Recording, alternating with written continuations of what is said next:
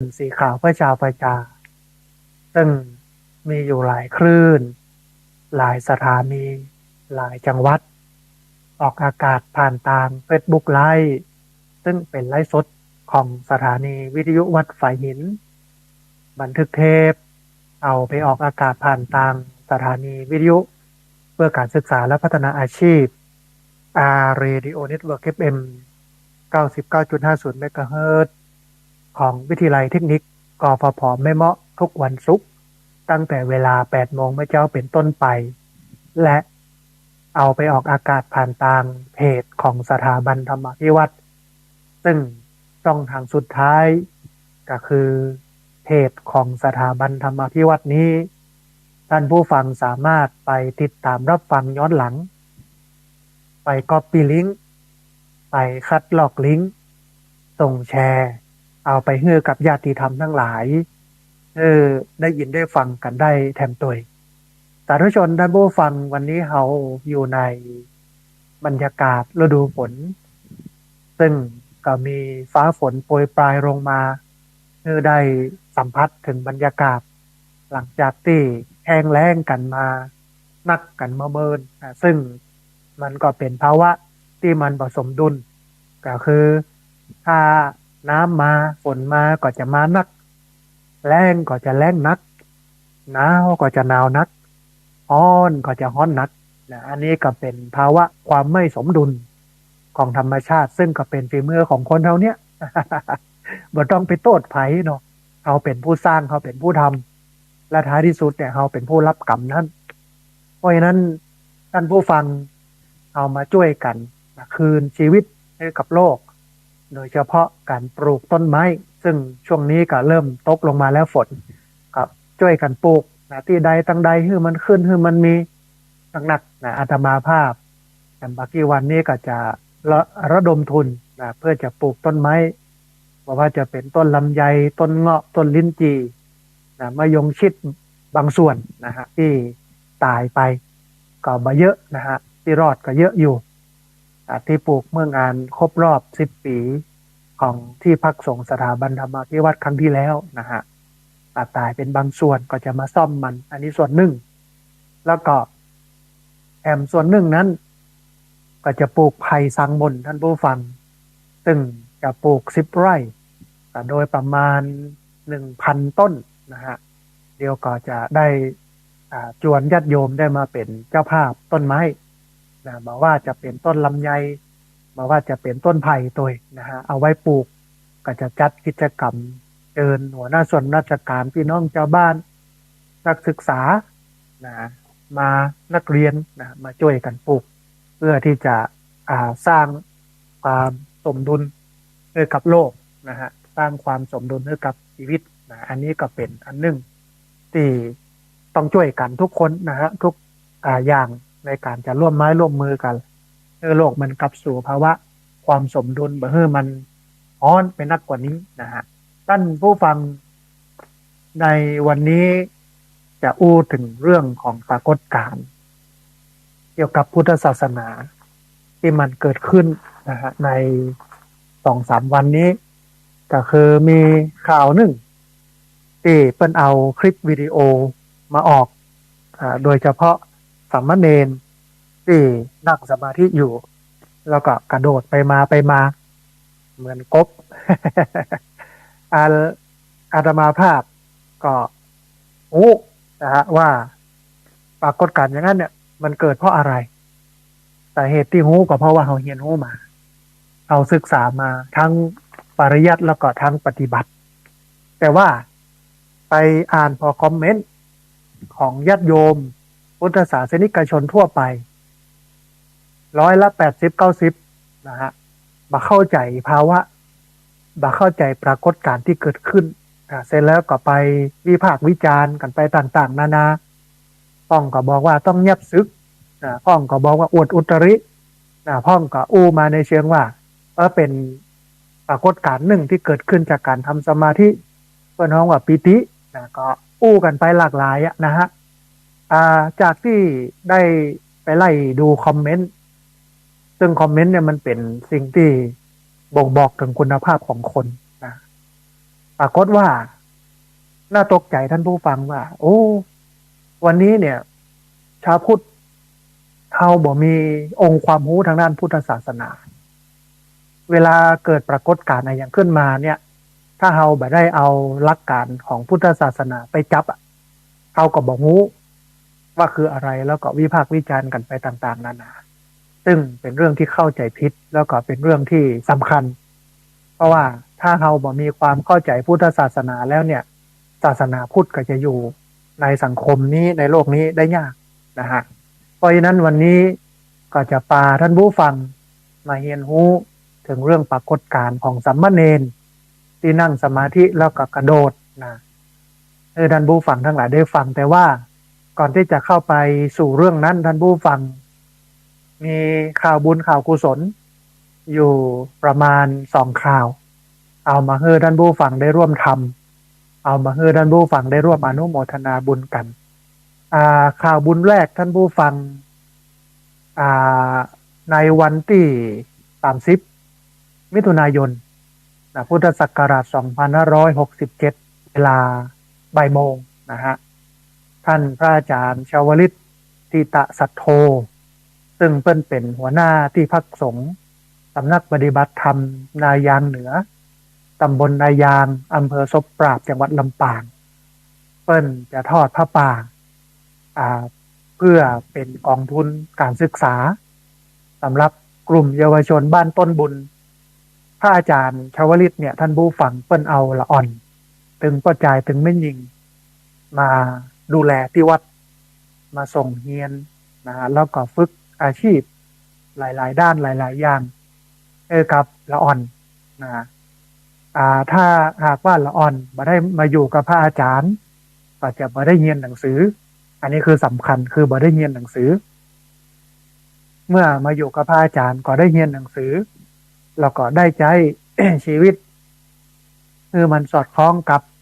ภาวะความเป็นพุทธโดยเพราะฉะนั้นเนี่ยถือว่าเป็นความดีที่ละอ่อนได้มาปะทับนี่แต่ว่าในการมาอยู่เนี่ยท่านผู้ฟังถึงพอใจไม่ยิงเกือบ20 คนเนี่ยมันก็ใช้จ่ายสูงไม่ว่าจะเป็นเรื่องอาหารเรื่องน้ำเรื่องไฟแล้วก็เรื่องของการเดินทางไปโรงเรียนตอนนี้นักเรียนที่อยู่กับพระอาจารย์ชาวลิตเนี่ยก็คืออยู่โรงเรียนศรีสุนทรศรีลวิสุทธิ์อยู่ที่อำเภอเถินจังหวัดลำปางจากอำเภอศพปราบไปอำเภอเถินก็ใช้เวลาในการเดินทางพอสมควร แล้วก็ใช้งบประมาณการน้ำมกน้ำมันนะฮะที่ผ่านมาเนี่ยพระอาจารย์เพิ่งก็ใช้งบส่วนตัวไปเตะไปบรรยายไปทำกิจกรรมโน่นนี่นั้นพอได้ปัจจัยมาก็เอามาซื้อละเด็กละอ่อน อู้กับพระอาจารย์แต่ว่าวัดก่อนเพื่อก็บอกว่าจะซื้ออันยังมาฉันจะซื้ออย่างมาใจต้องกึดเนี่ยก่อนนะว่าจำเป็นบ่จำเป็นเพราะว่าสตางค์เนี้ยต้องเอามาไว้ให้กับละอ่อนซึ่งความเสียสละอย่างเอี้ยมันยิ่งใหญ่ท่านผู้ฟังเพื่อให้คนอื่นนั้นมีความสุขเพราะฉะนั้นท่านผู้ฟังเรียนเชิญเจริญพรเนอะถ้าท่านไหนอยู่ใกล้นะฮะวันที่30มิถุนายนพุทธศักราช2567ก็เชิญท่านผู้ฟังได้ไปร่วมบุญทอดพระป่าเพื่อสมทบทุนในการเป็นทุนการศึกษาแก่กลุ่มเยาวชนบ้านต้นบุญนะฮะณที่พักสงฆ์สำนักปฏิบัติธรรมนายางเหนืออำเภอศพปราบจังหวัดลำปางท่านผู้ฟังที่ไปได้นะหรือว่าจะไปออกโครงการก็ดีอย่างก็ดีเนี่ยก็เจริญพรนะฮะส่วนท่านไหนที่บ่สะดวกในการเดินทางสามารถร่วมทำบุญได้ผ่านบัญชีธนาคารชื่อบัญชีพระชาวลิตศรีนารอดเพื่อสาธารณสงเคราะห์นะฮะเป็นธนาคารออมสินหมายเลขบัญชี020-381-296-571เป็นบัญชีของพระชาวลิตศรีนารอด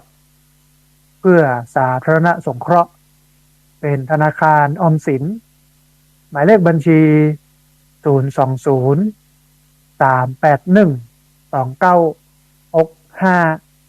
71นะฮะหรือท่านใดที่ทำบุญไปแล้วก็สามารถโอนสลิปนะในการทำบุญนั้นมาให้อาตมาภาพพอกอยกำนึงก็จะได้เอาชื่อนั้นมาให้ท่านผู้ฟังได้ร่วมอนุโมทนาแล้วก็ได้ร่วมบุญกันหลังจากนี้ไปจนถึงวันที่30มิถุนาก็จะประชาสัมพันธ์ไปเรื่อยๆอย่างเงี้ยนะฮะมาช่วยกันท่านผู้ฟังอย่าไปให้คนทำดีเปิ้นท้อนะจะไปให้คนทำดีเปิ้นหมดกำลังใจเอาไปช่วยกันเติมพลังใจกันท่านผู้ฟังนะฮะในการช่วยเหลือพระอาจารย์ช่วยเหลือละอ่อน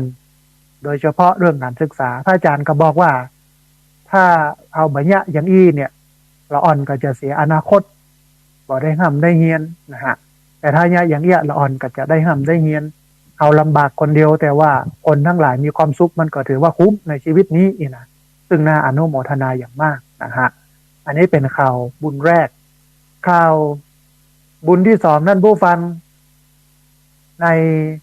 ระยะเวลาที่ผ่านมาอาตมาภาพก็ได้เชิญชวนท่านผู้ฟังได้ร่วมทำบุญสร้างห้องสุขาถวายไว้ในพระพุทธศาสนาจำนวน5ห้องนะฮะราคาห้องละ 68,000 บาทรวมค่าก่อสร้างทั้งสิ้นเนี่ยจำนวน 341,981 บาท40 สตางค์ท่านผู้ฟังที่ฟังอยู่สามารถทำได้ตามกำลังศรัทธาห้องน้ำที่จะสร้างนี้ท่านผู้ฟังสำหรับใช้ในการปลดทุกข์แล้วก็สร้างสุขแก่ผู้มาร่วมทำบุญแล้วก็ร่วมทำกิจกรรมต่างๆของที่พักสงฆ์สถาบันธรรมาภิวัตน์ทั่วทุกสารทิศนะฮะก็แอมบักกี้วันเนี้ยนะวันที่5นักเรียนโรงเรียนผู้สูงอายุก็มาเรียนนะ80-90 คนเป็นปีที่7ละท่านผู้ฟังเรียนเดือนละ2 ครั้งอันนี้เป็นประจำแล้วก็วันที่6ก็จะมีการอบรมเฝ้าระวังการละเมิดผู้บริโภคนะฮะในวันที่6ก็ประมาณ30 กว่าคนหลังจากนั้นก็จะมีการอบรมการทำเฟอร์นิเจอร์จากไม้ไผ่ก็ประมาณ30 คนอย่างเงี้ยท่านผู้ฟังมีคนมาใจตลอดเพราะฉะนั้นเมื่อมีคนมาใจเนี่ยห้องน้ำห้องตาก็จะเป็นจะต้องสร้างให้มันพอสำหรับการใจสอยของผู้คนนะฮะไม่ใช่ว่าสร้างละไว้บ่ได้นะมันมีไข่ใจแต่ว่าดูแล้วคนมาใจเยอะแต่มันบ่พอก็เลยสร้างนะฮะที่ผ่านมาท่านผู้ฟังก็มีผู้ร่วมทำบุญเนาะก็มีคุณโยมจดาพรอุหม่องคุณโยมนนัชชพัฒน์ลาจันทึกมีครอบครัวหมอยาครอบครัวจารุสวัสดิ์คุณโยมณัฐพัฒน์ศรีรินคุณโยมณัฐพงษ์อบแก้วคุณโยมสุจิกาภูมิคกรักคุณโยมภูวนัทอินทราชัยคุณแม่สุบินชนะสงครามคุณโยมกันนิกาคุณโยมสาริกาพินโยคุณโยมกมลพรสุกร่องช้างคุณโยมวิภาดาวิบุญพันธ์คุณโยมนัททินีธีระคำคุณโยมนุชนรีมณีศรีคุณโยมสุจินจันทวงศ์แม่จันเรือนใสคุณโยมลัคนาบุญมาเทพแม่ลิโปธาคำแม่กาบแก้วศรีอินแก้วแม่สมใจปีบ้านใหม่แม่อัมพรเทพพรหมวงศ์แม่มัวลอยอินตะขันคุณมยุรีสุยะสืบคุณมยุรียะสืบขออภัยแม่เพนคำเคือนคุณสุพิชาชุมพูสืบคุณกรกมลเขยกลางแม่บุญศรีทรงศรีสกุลคุณโยมชนาภาสีทามูลนิธิธรรมจาริกคุณแม่สุวรรณีชูวัฒนขจรแม่มีชัยพินโยภาสคุณเอื้อมเดือนภูมิคกรักคุณสายบัวหุลลาแม่สันหาบัวตูมคุณโยมธีรยาเด็ดเฟื่องแม่สุแก้วคำอ้วนกลุ่มมอเตอร์ไซค์บิ๊กไบค์คุณป่อสีโพคุณแม่ฉลาดแก้วสายคุณแม่จำเนียนเสริมกินคุณแม่รัตนาพรหมใจยาคุณโยมผ่องพันธ์ปันตีคุณโยมอุไรวันอภิธันกรคุณโยมสุนีรัตน์อภิธันกรคุณโยมบุญสายปวงคำคุณโยมคำสุขโยธินคุณโยมกมลชนกโยธินคุณโยมสุชาดาเทพจันตา คุณแม่จงดีเชื้อกันทาคุณปราณีปัญโยคุณย่าเล็กคุณบุญเรืองคุณเทียมคุณแม่สุขคุณมานพคุณทัศนีแม่น้อยคุณแม่แสงล่าคุณแม่ทองคำคุณกัญญพัฒน์นะฮะคุณแม่คำนวณกำลังคุณแม่คำนวณกำลังแข็งคุณโยมสมเกียรติสอนงามคุณโยมถาวรฟูเฟื่องคุณโยมบุญที่ราโยธาแม่พัดวงพรมสายคุณโยมจินดาสีใจวงศ์คุณโยมอ่อนปรียาเบนมาคุณโยมทัศนีหินวงศ์คุณโยมประนอมเปียสายคุณโยมเพชรคณะโคตรคุณแม่สังเวียนสีม่วงคุณแม่สีนวลสุรินทร์มงคลคุณแม่พรธนาตะโยคุณแม่เดือนเพ็ญทิมว่างคุณโยมบุญที่ราโยธาคุณป้าสุนทรคุณแม่คำมีกาจุมคุณโยมพันนิตราพรหมมินทร์คุณแม่น้อยทาอาสาคุณแม่พัดวงพรมสายคุณโยมนงลักษ์ชัยชนะแม่เกียงคำสิริวงศ์แม่จันฟองละอแม่สีนวลวงชมพูคุณโยมสมพรนันทนัทคุณโยมวิภาดาวิบุญพันธ์คุณโยมปรินจอมอินตาคุณป่อคำสีที่เขื่อนคุณโยมนักเรียนโรงเรียนผู้สูงอายุตำบลศพปาดคุณโยมอัมพรโปธากาศคุณโยมสามารถผู้แพงคุณโยมสุทัศน์ดีมูลคุณแม่กัลยาสุนินหงส์คุณทัศศรีชัยเมคาแล้วก็รายชื่อท่านใดตกหล่นไปที่ได้ร่วมทำบุญมาแล้วเดี๋ยวก็จะได้โทรมาแจ้งหลังรายการเนอะท่านผู้ฟังต้องขออภัยถ้าหากว่ามีตกหล่นไปนะเพราะว่าทำบุญกันมาเรื่อยๆตอนนี้ก็ได้80,000 กว่าบาทนะฮะปลายเนี่ยมันได้แล้ว เหลือเก้ามันนั่นผู้ฟังเหลือ300,000หรือ200,000ปลายนะฮะอันนี้ก็ไปเรื่อยๆนะจนกว่าจะครบ200,000ก็จะลงเสาลงคานอะไรอย่างไว้นะฮะขึ้นโครงไว้แล้วก็ระดมทุนไปเรื่อยๆนะจนกว่าจะได้ครบนะฮะอันนี้ก็เป็นบุญหนึ่งสำหรับท่านใดที่อยากจะร่วมทำบุญสร้างห้องน้ำสำหรับปลดทุกข์แล้วก็สร้างสุขแก่ผู้คนก็สามารถมาทำบุญด้วยตัวเองเนาะโทรมาก่อนนัดหมายกันก่อนที่เบอร์0848086223เบอร์0848086223นะฮะหรือ0641254122ก็ได้นะเบอร์0641254122เบอร์นี้ก็ได้นะฮะท่านใดที่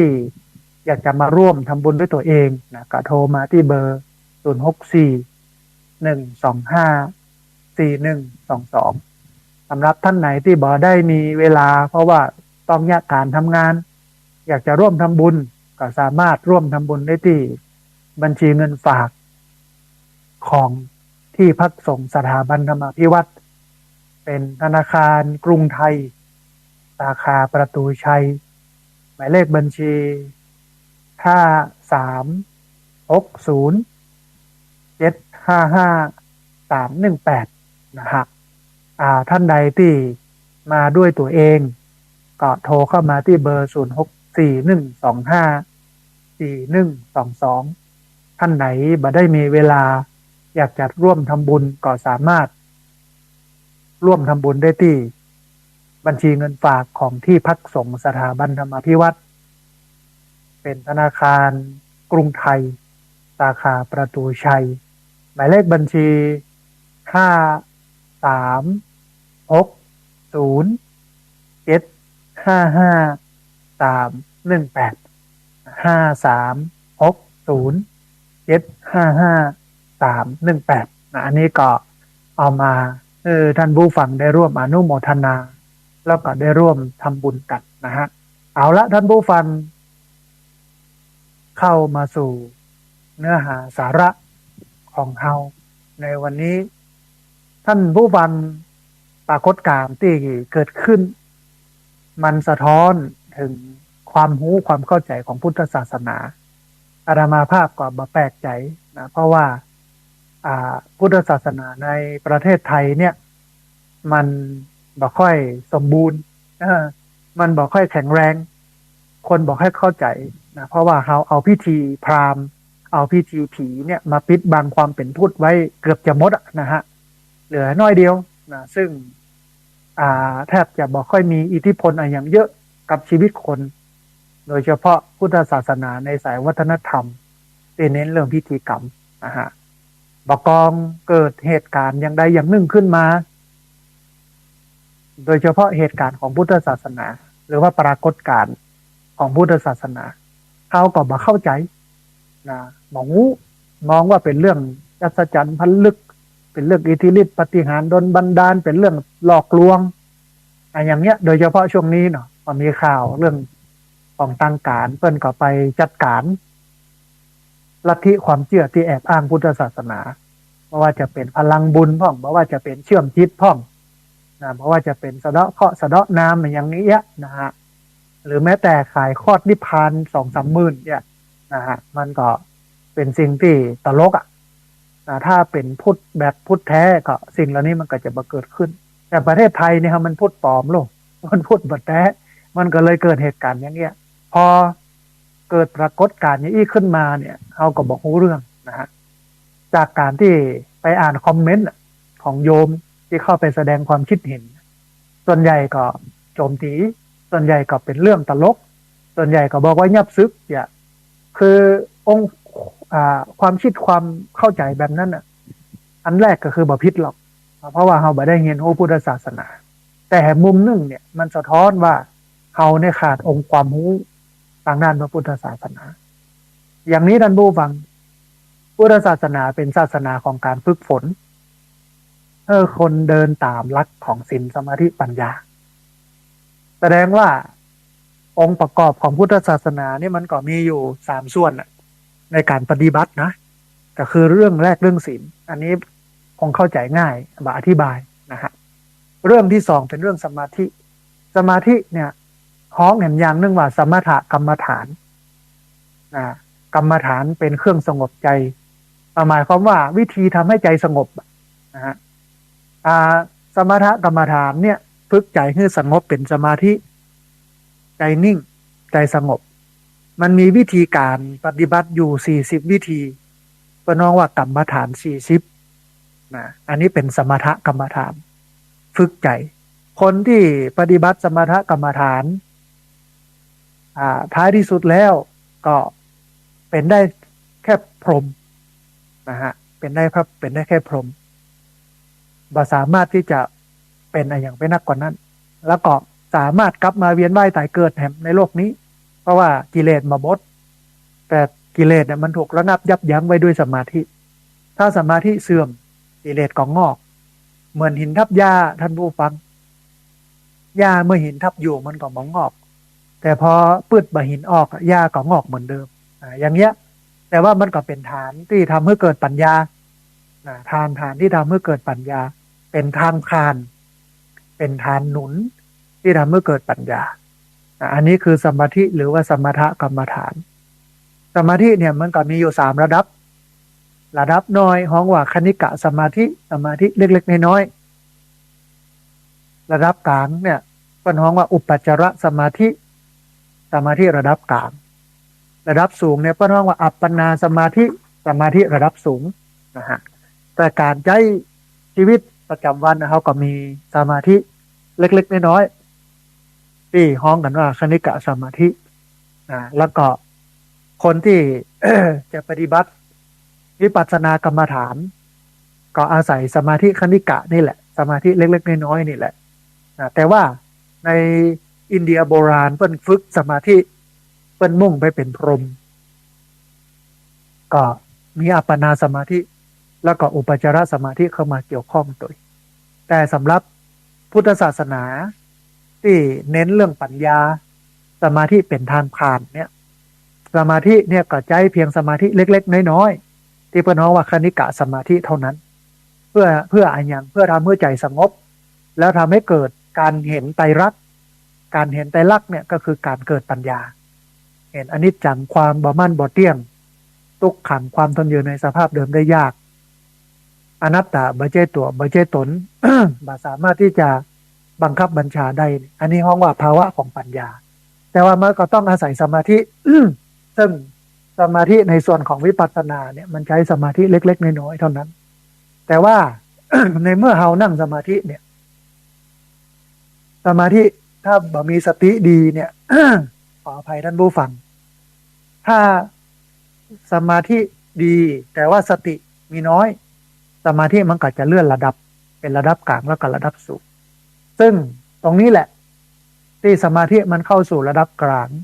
ก็คืออุปจารสมาธิแล้วก็อัปปนาสมาธิเนี่ยมันก็ทำให้เกิดปิติความอิ่มใจขึ้นมานะฮะเกิดปิติความอิ่มใจปรากฏการณ์ของสัมมาเนรที่นั่งสมาธิแล้วกระโดดเย่งๆเนี่ยมันเป็นอุเพงคาปิติปิติโลดโผนอาตมาภาพเนี่ยตลอดระยะเวลา10 ปีในการอยู่วัดร่ำเปิงตะโพธารามสอนวิปัสสนากรรมฐานนะฮะแล้วก็เกือบ20 ปีแล้วมั้งที่สอนอยู่ที่มหาวิทยาลัยเชียงใหม่มหาวิทยาลัยเชียงใหม่เนี่ยในช่วงวันแม่คือ12 สิงหาเพิ่งก็จะจัดปฏิบัติธรรม2 คืน 3 วันอาตมาภาพเป็นพระวิปัสสนาจารย์ไปนำอาจารย์มหาวิทยาลัยเชียงใหม่ปฏิบัติธรรมตอนนี้ก็เกือบ20 ปีนะฮะแล้วก็เป็นพระวิปัสสนาจารย์ที่สอนกรรมฐานให้หน่วยงานองค์กรต่างๆตลอดระยะเวลาที่ผ่านมาคือตัวเองเนี่ยผ่านการปริยัติก็คือเรียนรู้ในพระไตรปิฎกสมัยปี2546ท่านผู้ฟังตอนนั้นพระเดชพระคุณหลวงปู่พระพรหมมงคลหรือว่าหลวงปู่ทองเนี่ยเพิ่นยังมีชีวิตอยู่ตอนปี46เนี่ย2546เนี่ยสมณศักดิ์ของหลวงปู่เนี่ยเป็นจันราชพระราชพรหมยานนะฮะอาตมาภาพก็ไปฝึกกับเปิ้นทักท่านไปสอบเป็นพระวิปัสสนาจารย์ขณะนั้นเป็นสามเณร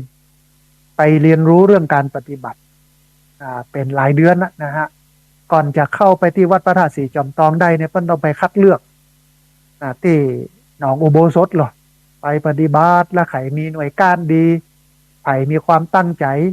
บางคนก็รุดตั้งแต่ตอนนั้นนะฮะมาได้เข้าไปที่วัดจอมตองถ้าเบื้องต้นผ่านแล้วเพิ่นก็ส่งเข้าไปที่วัดพระธาตุสีจอมตองฝึกอบรมเฉพาะพระวิปัสสนาจารย์ก็คือผู้ที่เป็นอาจารย์สอนวิปัสสนาตอนนั้นเมื่อปี2546นะฮะก็สำเร็จเป็นพระวิปัสสนาจารย์ตั้งแต่ตอนนั้นมาแล้วก็เรียนรู้ในเชิงปริยัติเข้าใจพอสมควรถึงเรื่องของวิปัสสนากรรมฐานถ้าบ่เข้าใจเนี่ยท่านผู้ฟังหน่วยงานองค์กรต่างๆคงบัดนิมนต์ไปสอนโดยเฉพาะมหาวิทยาลัยเชียงใหม่ที่สอนมาเกือบ20 ปีแล้วกับอาจารย์มหาวิทยาลัยเชียงใหม่ทีนี้ท่านผู้ฟังสมถกรรมฐานมันเป็นฐานให้เกิดวิปัสสนาวิปัสสนาเนี่ยโดยตรงคือการเห็นไตรลักษณ์อันนี้คือวิปัสสนาทำเพื่อให้เกิดเห็นไตรลักษณ์แล้วนำไปสู่การปล่อยวางอันนี้คือวิปัสสนาส่วนสมถกรรมฐานหรือสมาธิเนี่ยเพียงเพื่อทำให้ใจสงบเท่านั้นนะฮะทีนี้เมื่อปฏิบัติวิปัสสนากรรมฐานเนี่ยเปิ้ลก็จะใช้สมาธิเล็กๆน้อยๆที่เป็นห้องว่าคณิกะสมาธิบ่ใช้สมาธิชั้นสูงเพราะว่ามันบ่ได้ประโยชน์มันไม่ทำให้เห็นไตรลักษณ์ถ้าสมาธิมันเยอะกว่าคณิกะสมาธิเป็นอุปจารสมาธิเป็นอัปปนาสมาธิเนี่ยมันเป็นสมาธิขั้นสูงซึ่งมันบ่ทำให้เกิดการหันไตรลักษณ์นะฮะการเห็นไตรลักษณ์เนี่ยต้องอาศัยสมาธิเล็กๆน้อยๆมันก็มีหลายลักษณะบางคนปฏิบัติสมถกรรมฐานมาก่อนก็สามารถใช้สมาธิขั้นสูงได้แต่ว่าการเห็นไตรลักษณ์เนี่ยจะต้องถอยสมาธิออกมาคือมาอยู่ในระดับคณิกะสมาธิมันถึงจะเห็นไตรลักษณ์ได้แต่ว่าในการปฏิบัติเนี่ยระหว่างปฏิบัตินะฮะระหว่างเดินจงกรมนั่งสมาธิปฏิบัติอยู่เนี่ยแน่นอนว่ามันถ้าสติน้อยมันก็บ่สามารถจะควบคุมสมาธิได้ถ้าเผลอเรอนะเมื่อเผลอเรอปุ๊บเนี่ยสมาธิมันสูงขึ้นเมื่อสูงขึ้นปุ๊บเนี่ยปิติเกิดเพราะว่าปิติเนี่ยมันเกิด จากอำนาจของสมาธิคนฝึกสมาธิถึงจะเป็นแบบนั้นคนบ่ฝึกบ่เป็นนะฮะแล้วมันก็ไม่ได้เป็นเรื่องเสียหายนะมันก็เหมือนดาบสองคมได้ซ้ำไปนะฮะคมแรกมันบอกว่าเราก้าวหน้าในการปฏิบัติธรรมแล้วคือถ้าปฏิบัติอ่ะหรือปฏิบัติบ่แท้เนี่ยท่านผู้ฟังมันบ่เกิดอาการแบบนั้นอันนี้เป็นเอาแต่หรอแต่ว่าคมที่สองเนี่ยถ้าไปกลัวมันถ้าไปสงสัยมันถ้าไปชอบมันเนี่ยมันก็จะทำให้เราติดตรงนั้นบักก้าวหน้าในการปฏิบัติธรรมมันมีแค่นี้ท่านผู้ฟังแล้วมันไม่ได้เป็นอันตรายเพราะว่าปิติแปลว่าความอิ่มใจความสบายใจความสุขใจนะมันแสดงออกมาในเรื่องในรูปของกายคนปฏิบัติธรรมเกือบทุกคนผ่านเรื่องนี้มาหมดไม่ใช่เรื่องแปลกอาตมาภาพนะเจอสภาวะธรรมแบบนี้เยอะในสมัยที่สอนสัมมาเนรโรงเรียนบาลีสาธิตศึกษาปฏิบัติธรรมที่วัดผาราชต่างขึ้นดอยสุเทพอันนั้นเข้มมากอาตมาภาพเน้นเข้มนะเพราะว่าเป็นปีสุดท้ายของเปิ้ลละนะฮะเป็นเปิ้ลน้องว่าเปิ้ลจะจบแล้วนะฮะม.6แล้วม.3แล้วเนี่ยเน้นเข้มทีนี้เมื่อเน้นเข้มเนี่ยท่านผู้ฟังเน้นกับตั้งใจปรากฏการณ์อย่างนี้เกิดขึ้นเยอะโดยเฉพาะสัมมาเนรที่นั่งขัดสมาธิเพชรปิ้นความปิ้นหงายอย่างใดก็มีท่านผู้ฟังซึ่งอาตมาภาพเห็นชินตาอยู่วัดรำเพิงเป็นเรื่องปกติบางรูปเดินจงกรมอยู่ตัวแข็งสั้นนะฮะก็มีแต่ว่ามันมีวิธีการไปจัดการเช่นบอกควรที่จะไปยุบทันทีเพราะว่าเดี๋ยวเปิ้ลจะตกใจสติจะเตลิดเปิดเปิงมันก็ต้องฮ้องเปิ้ลให้เปิ้ลได้ยินและให้เปิ้ลแสดงอาการเช่นกระพริบตากระดิกไม้กระดิกมือแล้วก็บอกว่าจะยุบแล้วเนอะหายใจเข้าลึกๆแล้วก็กินน้ำเยอะๆมันก็จะผ่อนคลายออกมาบางรูปก็ดินปิ้นความปิ้นหงายก็มี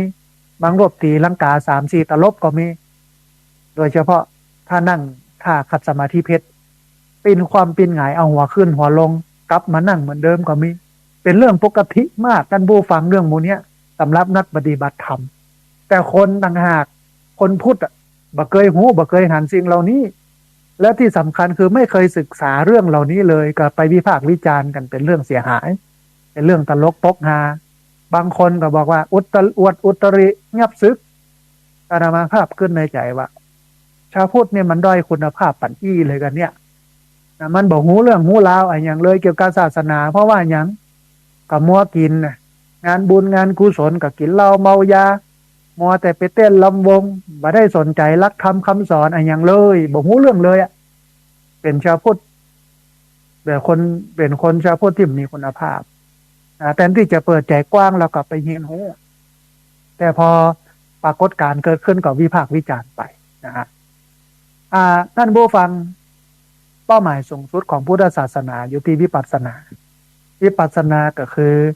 วิแปลว่าวิเศษแปลว่าแจ้งแปลว่าตากปัสสนาแปลว่าการเห็นหรือการดูรวมกันก็คือวิปัสสนากรรมฐานแปลว่าการเห็นวิเศษเห็นแจ้งเห็นต่างก็คือเห็นไตรลักษณ์นั่นเองนะฮะเห็นอนิจจังความบ่มั่นบ่เที่ยงทุกขังความทนอยู่ในสภาพเดิมได้ยากอนัตตาบ่ใช่ตัวบ่ใช่ตนบ่สามารถที่จะบังคับบัญชาได้อันนี้คือปัญญาแต่การปฏิบัติวิปัสสนากรรมฐานเนี่ยมันก็ต้องมีสมาธิเข้ามาเป็นส่วนประกอบส่วนหนึ่งทีนี้เมื่อสติมันโตยสมาธิบ่ตันสมาธิมันนักขึ้นมันก็จะเกิดสิ่งหนึ่งขึ้นมาที่เปิ้นฮ้องกันว่าวิปัสสนูปกิเลสกิเลสที่มันทำให้วิปัสสนามัวหมองต้องเข้าใจก่อนว่าถ้าวิปัสสนากรรมฐานเนี่ยเปิ้นบ่ใช่เอาความสงบเป็นตัวตั้งแต่เปิ้นมุ่งหมายเอาการเห็นไตรลักษณ์เป็นตัวตั้งอันนี้คือวิปัสสนาส่วนสมถกรรมฐานหรือการทำสมาธิเนี่ยเป็นไปเพื่อทำให้ใจสงบนะฮะแต่ว่าแน่นอนว่าสมาธิมันเยอะมันไม่ได้อยู่ในแค่ระดับขันธิกะสมาธินะมันไปถึงขั้นอุปจารสมาธิและอัปปนาสมาธิมันก็เลยทำเมื่อเกิดวิปัสสนูปกิเลสกิเลสที่ทำให้วิปัสสนามัวหมองมันก็เหมือนกับดาบสองคม คมแรกก็บอกว่าเฮาก้าวหน้าในการปฏิบัติแล้วเนอะถ้ามามีสมาธิเนี่ยสิ่งเหล่านี้จะไม่เกิดอันที่สองถ้าเฮาไปกลัวมันเฮาไปติดมันเฮาไปสงสัยมันจะทำให้เฮานั้นติดกับมันบ่ก้าวหน้าในการปฏิบัติทีนี้ท่านผู้ฟัง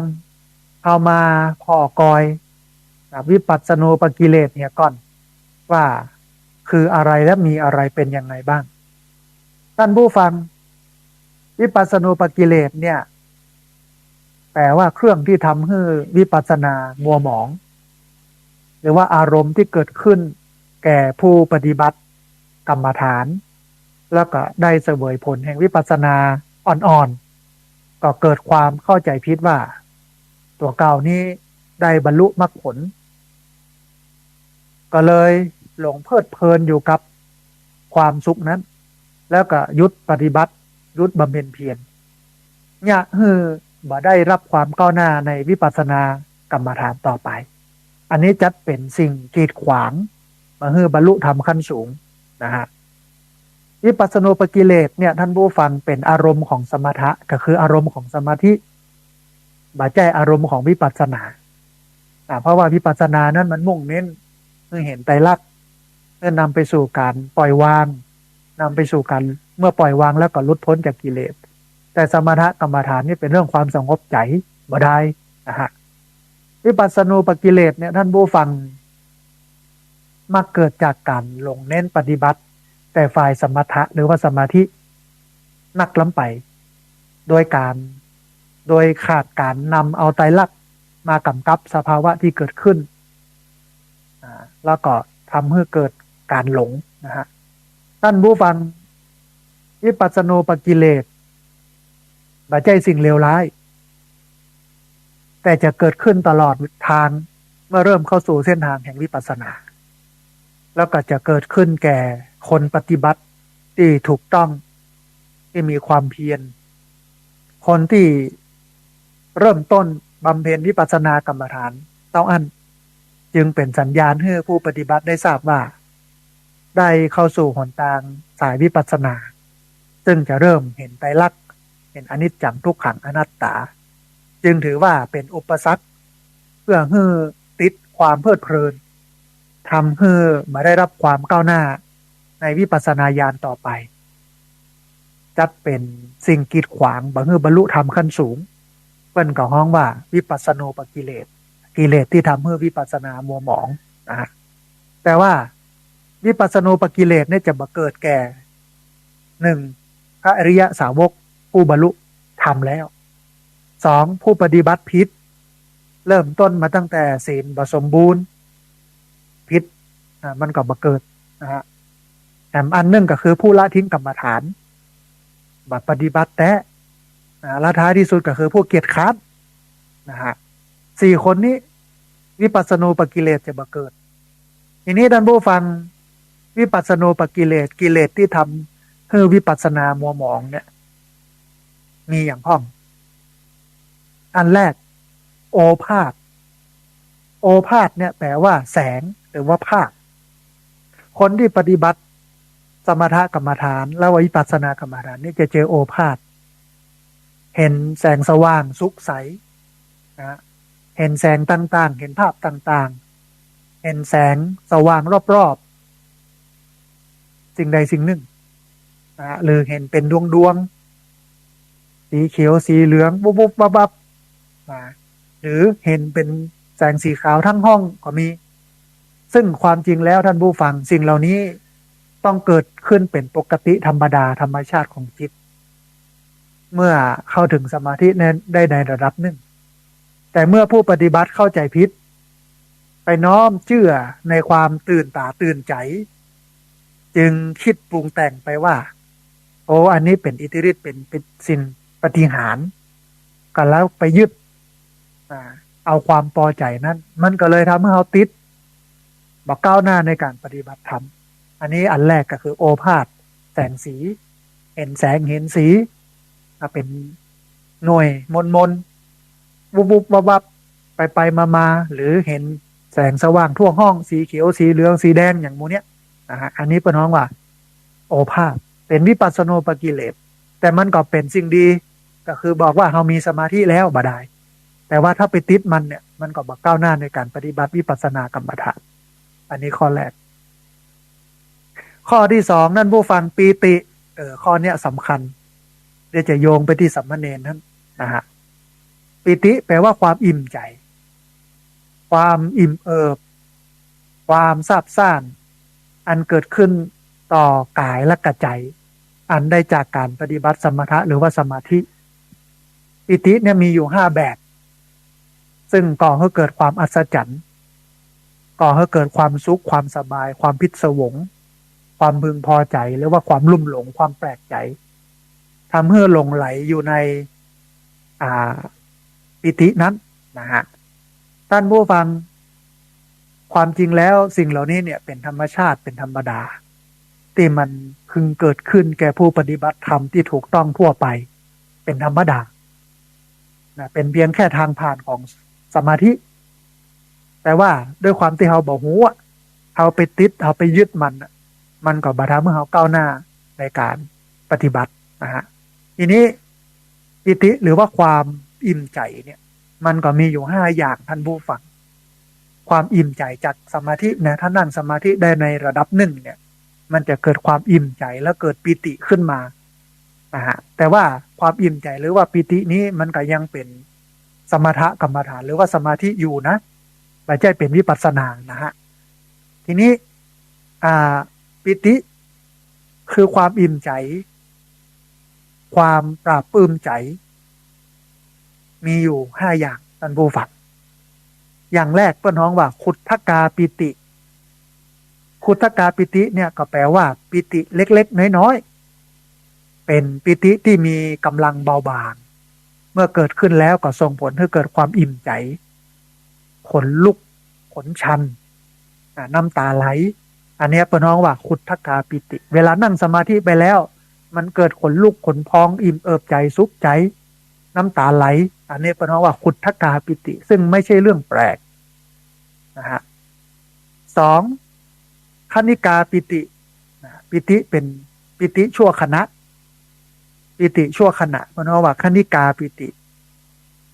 เป็นปิติที่เกิดขึ้นแล้วก็ตั้งอยู่ชั่วขณะหนึ่ง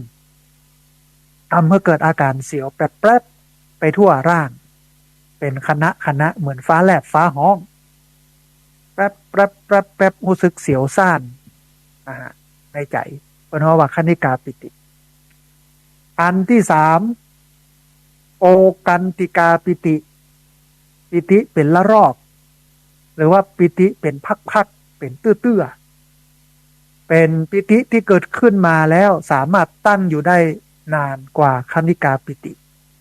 เมื่อเกิดมีอาการสู้ซ่าเป็นละลอกเปรียบเหมือนกับคลื่นที่มันซัดเข้าฝั่งนะซุ่มเลยนะบางครั้งก็รู้สึกว่ามันซาบซ่าบางครั้งนะมันทำให้ร่างกายเนี่ยโอนไปเอ็นมาหรือหมุนเป็นวงกลมนั่งสมาธิอยู่แล้วก็หมุนเป็นวงกลมอย่างเงี้ยโอนไปเอ็นมารู้สึกว่าตัวมันยกสูงขึ้นเหมือนตัวจะลอยรู้สึกว่าตัวมันจะต่ำลงเอ็นลงทางหน้าเอ็นลงทางหลังอันนี้เป็นห้องว่าโอกันติกาปิตินะฮะแอมอันหนึ่งท่านผู้ฟังอันที่4อุเพงคาปิติตัวนี้สำคัญ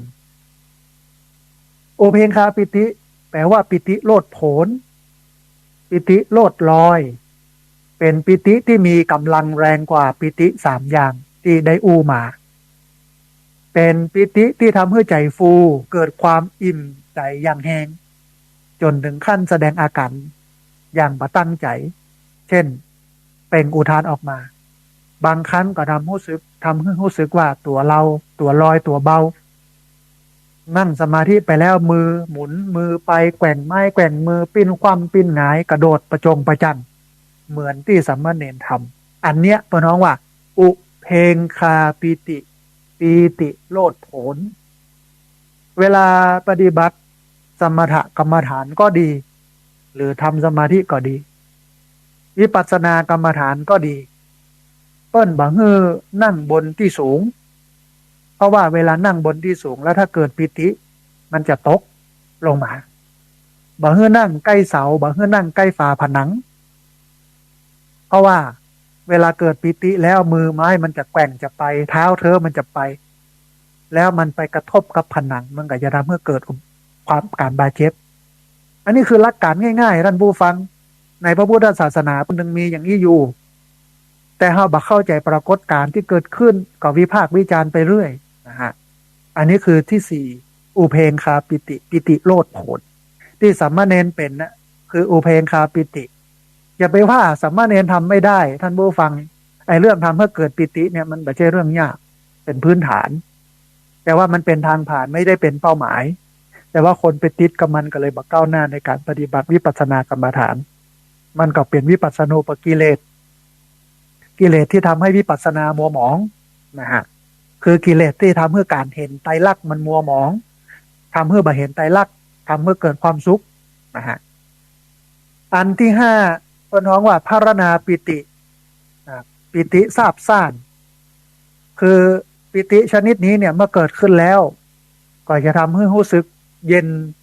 ซาบซ่านเอิบอาบไปทั่วร่างกายมันก็มีย้อนไปน้อยๆเรื่องของอันกนิกาปิติอุทธกาปิติหรือว่าโอติกันปิติโอกันติกาปิติบางครั้งบางทีนั่งไปแล้วก็รู้สึกว่ามันเหมือนแมลงไต่ไล่ตอมตามหน้าตามตาคันยุบยุบยิบยิบก็มีเหมือนใครเอาเข็มมาแทงเขาก็มีนะฮะขนปุขนปอมก็มีรู้สึกว่าตัวเองจะลอยขึ้นก็มีตัวเองจะต่ำลงก็มีตัวเองจะเอ็นไปทางซ้ายเอ็นไปทางขวาเอ็นไปทางหน้าเอ็นไปทางหลังก็มีทั้งที่เป็นความรู้สึกในใจแต่ร่างกายไม่ขยับก็มีหรือ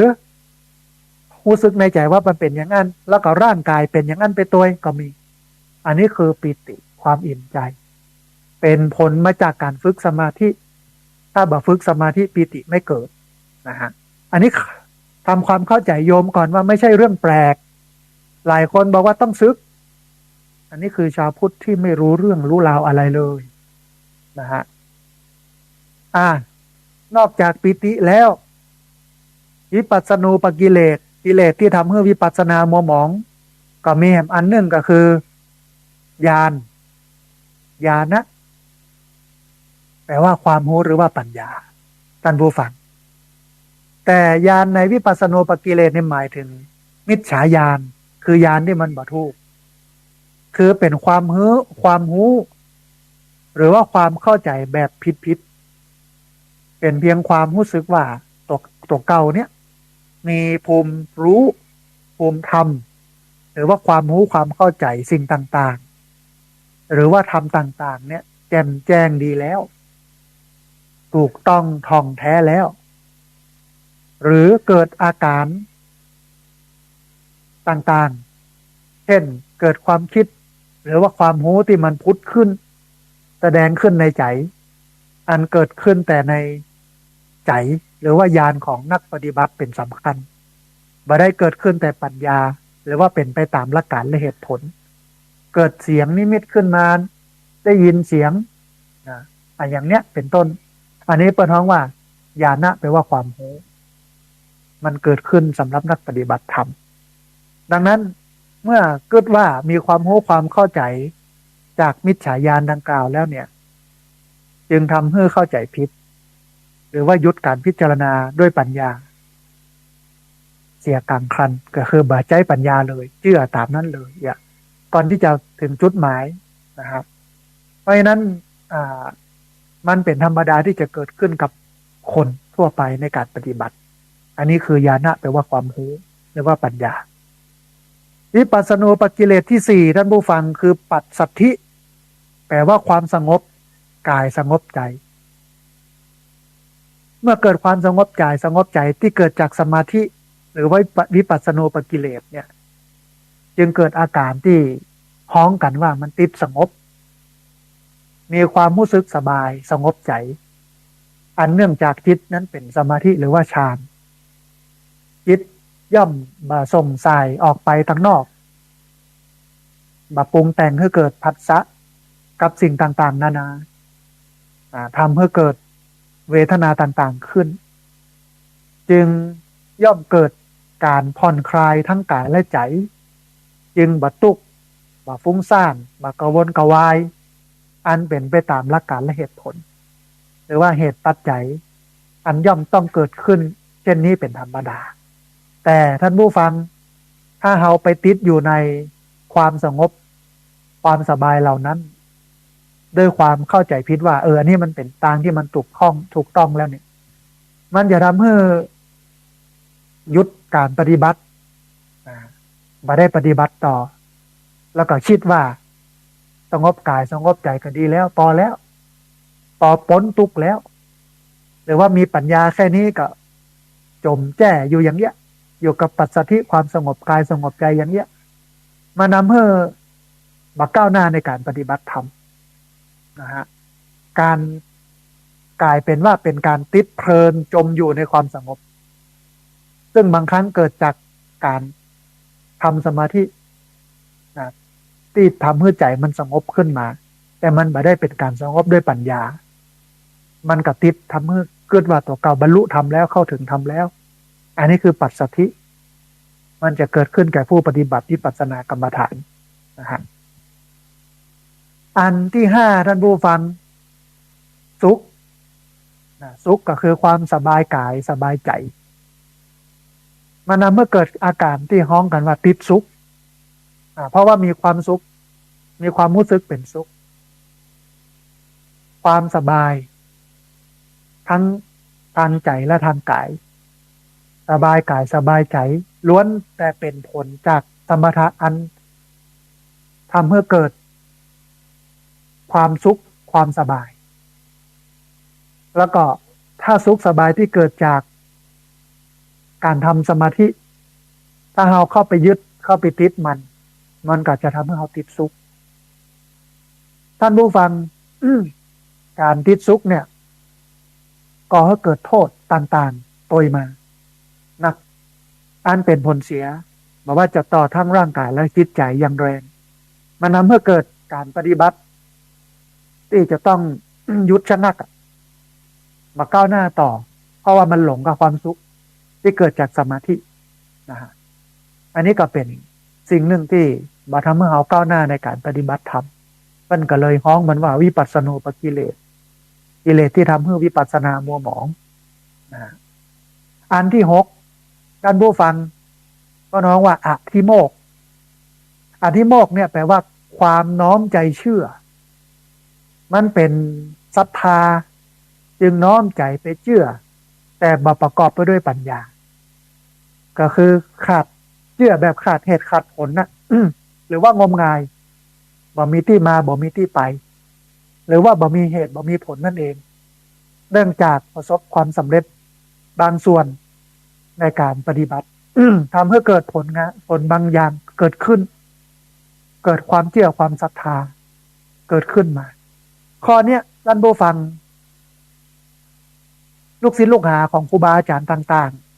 ๆที่เชื่อครูบาอาจารย์ต่างๆก็เพราะเหตุนี้น้อมใจเชื่อโดยเฉพาะสำนักที่ปฏิบัติวิปัสสนากรรมฐานหรือว่าสมถกรรมฐานมันจะทำให้เกิดอธิโมกข์คือความน้อมใจเชื่อน้อมเข้าไปเชื่อและเชื่อครูบาอาจารย์เหลือพระพุทธเจ้ากลายเป็นลัทธิของครูบาอาจารย์ฟังกรรมของครูบาอาจารย์ไม่ได้ไปฟังกรรมของพุทธเจ้านะฮะก็เชื่อก็เลยศรัทธาเฮาบ่แปลกใจที่เวลามีผู้วิเศษเกิดขึ้นในประเทศไทยแล้วมีสาวกของผู้วิเศษนั้นเยอะไม่ว่าจะเป็นเชื่อมจิตเนี่ยก็มีคนเชื่อนักก็เพราะว่าในการปฏิบัติที่ทำให้เกิดความเชื่อในเรื่องของการเชื่อมจิตเนี่ยมันก็มีการฝึกสมาธิทำให้คนนั้นเกิดอธิโมกข์ความน้อมใจเชื่อขึ้นมาหรือแม้แต่พลังบุญ นะที่ไปลบกรรมลบล้างสิ่งที่เป็นอกุศล ใจ ขออภัยท่านผู้ฟังใจพลังบุญ นะ ในการไปลบล้างสิ่งที่มันเป็นบาปเป็นพลังลบนะตียิงธนูดังคือนะ มันก็มีสาวกเปิ้นก็มีสาวกหลายๆคนที่ลุกขึ้นมาสอนพิษๆก็มีสาวกอันเนี้ยมันทำให้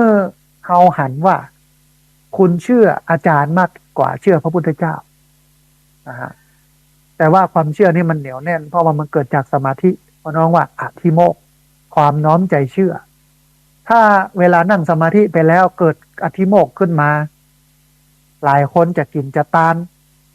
มีสตังค์ต่อใดตานหมดนะเพราะใจสงบลูกเกิดความเชื่อความเลื่อมใสศรัทธาในตัวครูบาอาจารย์มันก็มีลัทธิความเชื่อที่มันใหญ่พอสมควรที่อยู่ในสังคมไทยนี้ใจอธิโมกข์คือความน้อมใจเชื่อเนี่ยเป็นเครื่องมือทำให้คนเกิดศรัทธาแล้วก็ความน้อมใจเชื่อเสร็จแล้วก็ตามทรัพย์สินเงินทองขายบ้านขายรถมีเงินมีทองอย่างตานหมดไปอยู่วัดก็ทำให้ลูกหลานพี่น้องสามีภรรยาคนที่อยู่ทางหลังนี่เดือดร้อนนะฮะแอมอันหนึ่งคือปักคาหะหรือปักไคหะคือความเพียรที่เกินพอดีนะฮะความเพียรที่เกินพอดีมันก็เป็นวิปัสสโนปกิเลสกิเลสที่ทำให้วิปัสสนามัวหมองอันหนึ่งมันจะทำให้เกิดเหตุมุทะลุตึงเครียดเอาจริงเอาจังเอาแต่เอาว่าบ่พักบ่ผ่อนเดินจงกรมนั่งสมาธิอยู่หั่นนะฮะก็หลายวันก่อนก็ดูในโซเชียลมีเดีย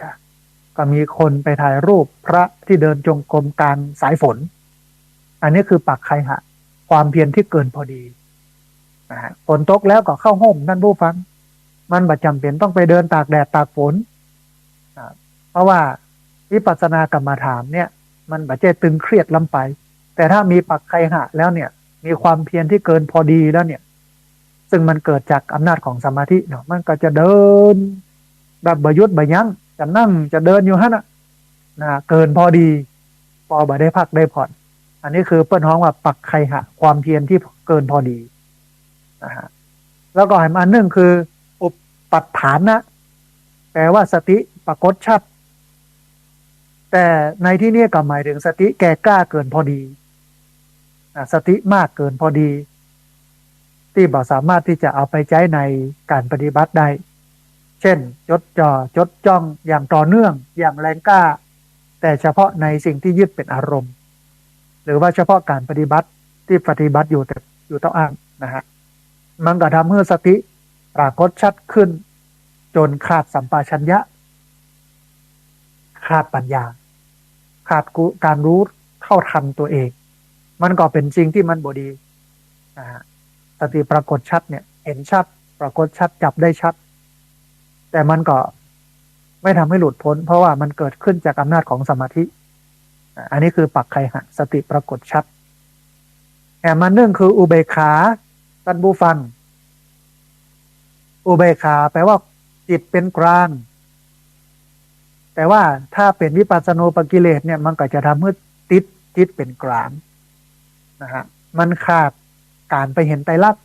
ติดความวางเฉยแต่ถ้าใครปฏิบัติถึงข้อนี้ก็คืออุเบกขาเนี่ยหลายคนก็จะมองว่าตัวเองนี่บรรลุแล้วเข้าถึงธรรมแล้วแต่มันยังไม่ถึงเพราะว่ามันเป็นอำนาจของสมาธิมันไม่ได้เป็นอำนาจของปัญญานะฮะรู้สึกปล่อยได้วางได้ใจเป็นกลางอุเบกขาอย่าจ้างมันเตอะสนใจอย่างแล้วอย่าอันนี้คืออุเบกขาแต่ว่า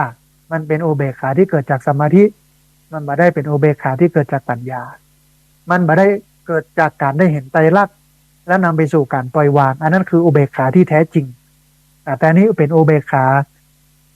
เล่นๆเป็นอุเบกขาที่เป็นอุปสรรคต่อการปฏิบัติธรรมนะฮะมาหนึ่งคือนิกันติแปลว่าความพอใจท่านผู้ฟังความพอใจความติดใจมีความพึงพอใจในการปฏิบัติต่างๆของตนเองที่ผ่านมาพอใจที่เกิดปิติขึ้นพอใจที่เกิดอุเบกขาขึ้นพอละทุกข์ใจละสบายใจละเนี่ยมันก็ทำให้เราก้าวหน้ามันทำให้เราละการปฏิบัติอันนี้คือวิปัสสนูปกิเลส10 สิ่งที่ทำให้วิปัสสนามัวหมองต้องบอกก่อนว่าวิปัสสนูปกิเลส10อย่างนี้มันเหมือนเหรียญ2 ด้าน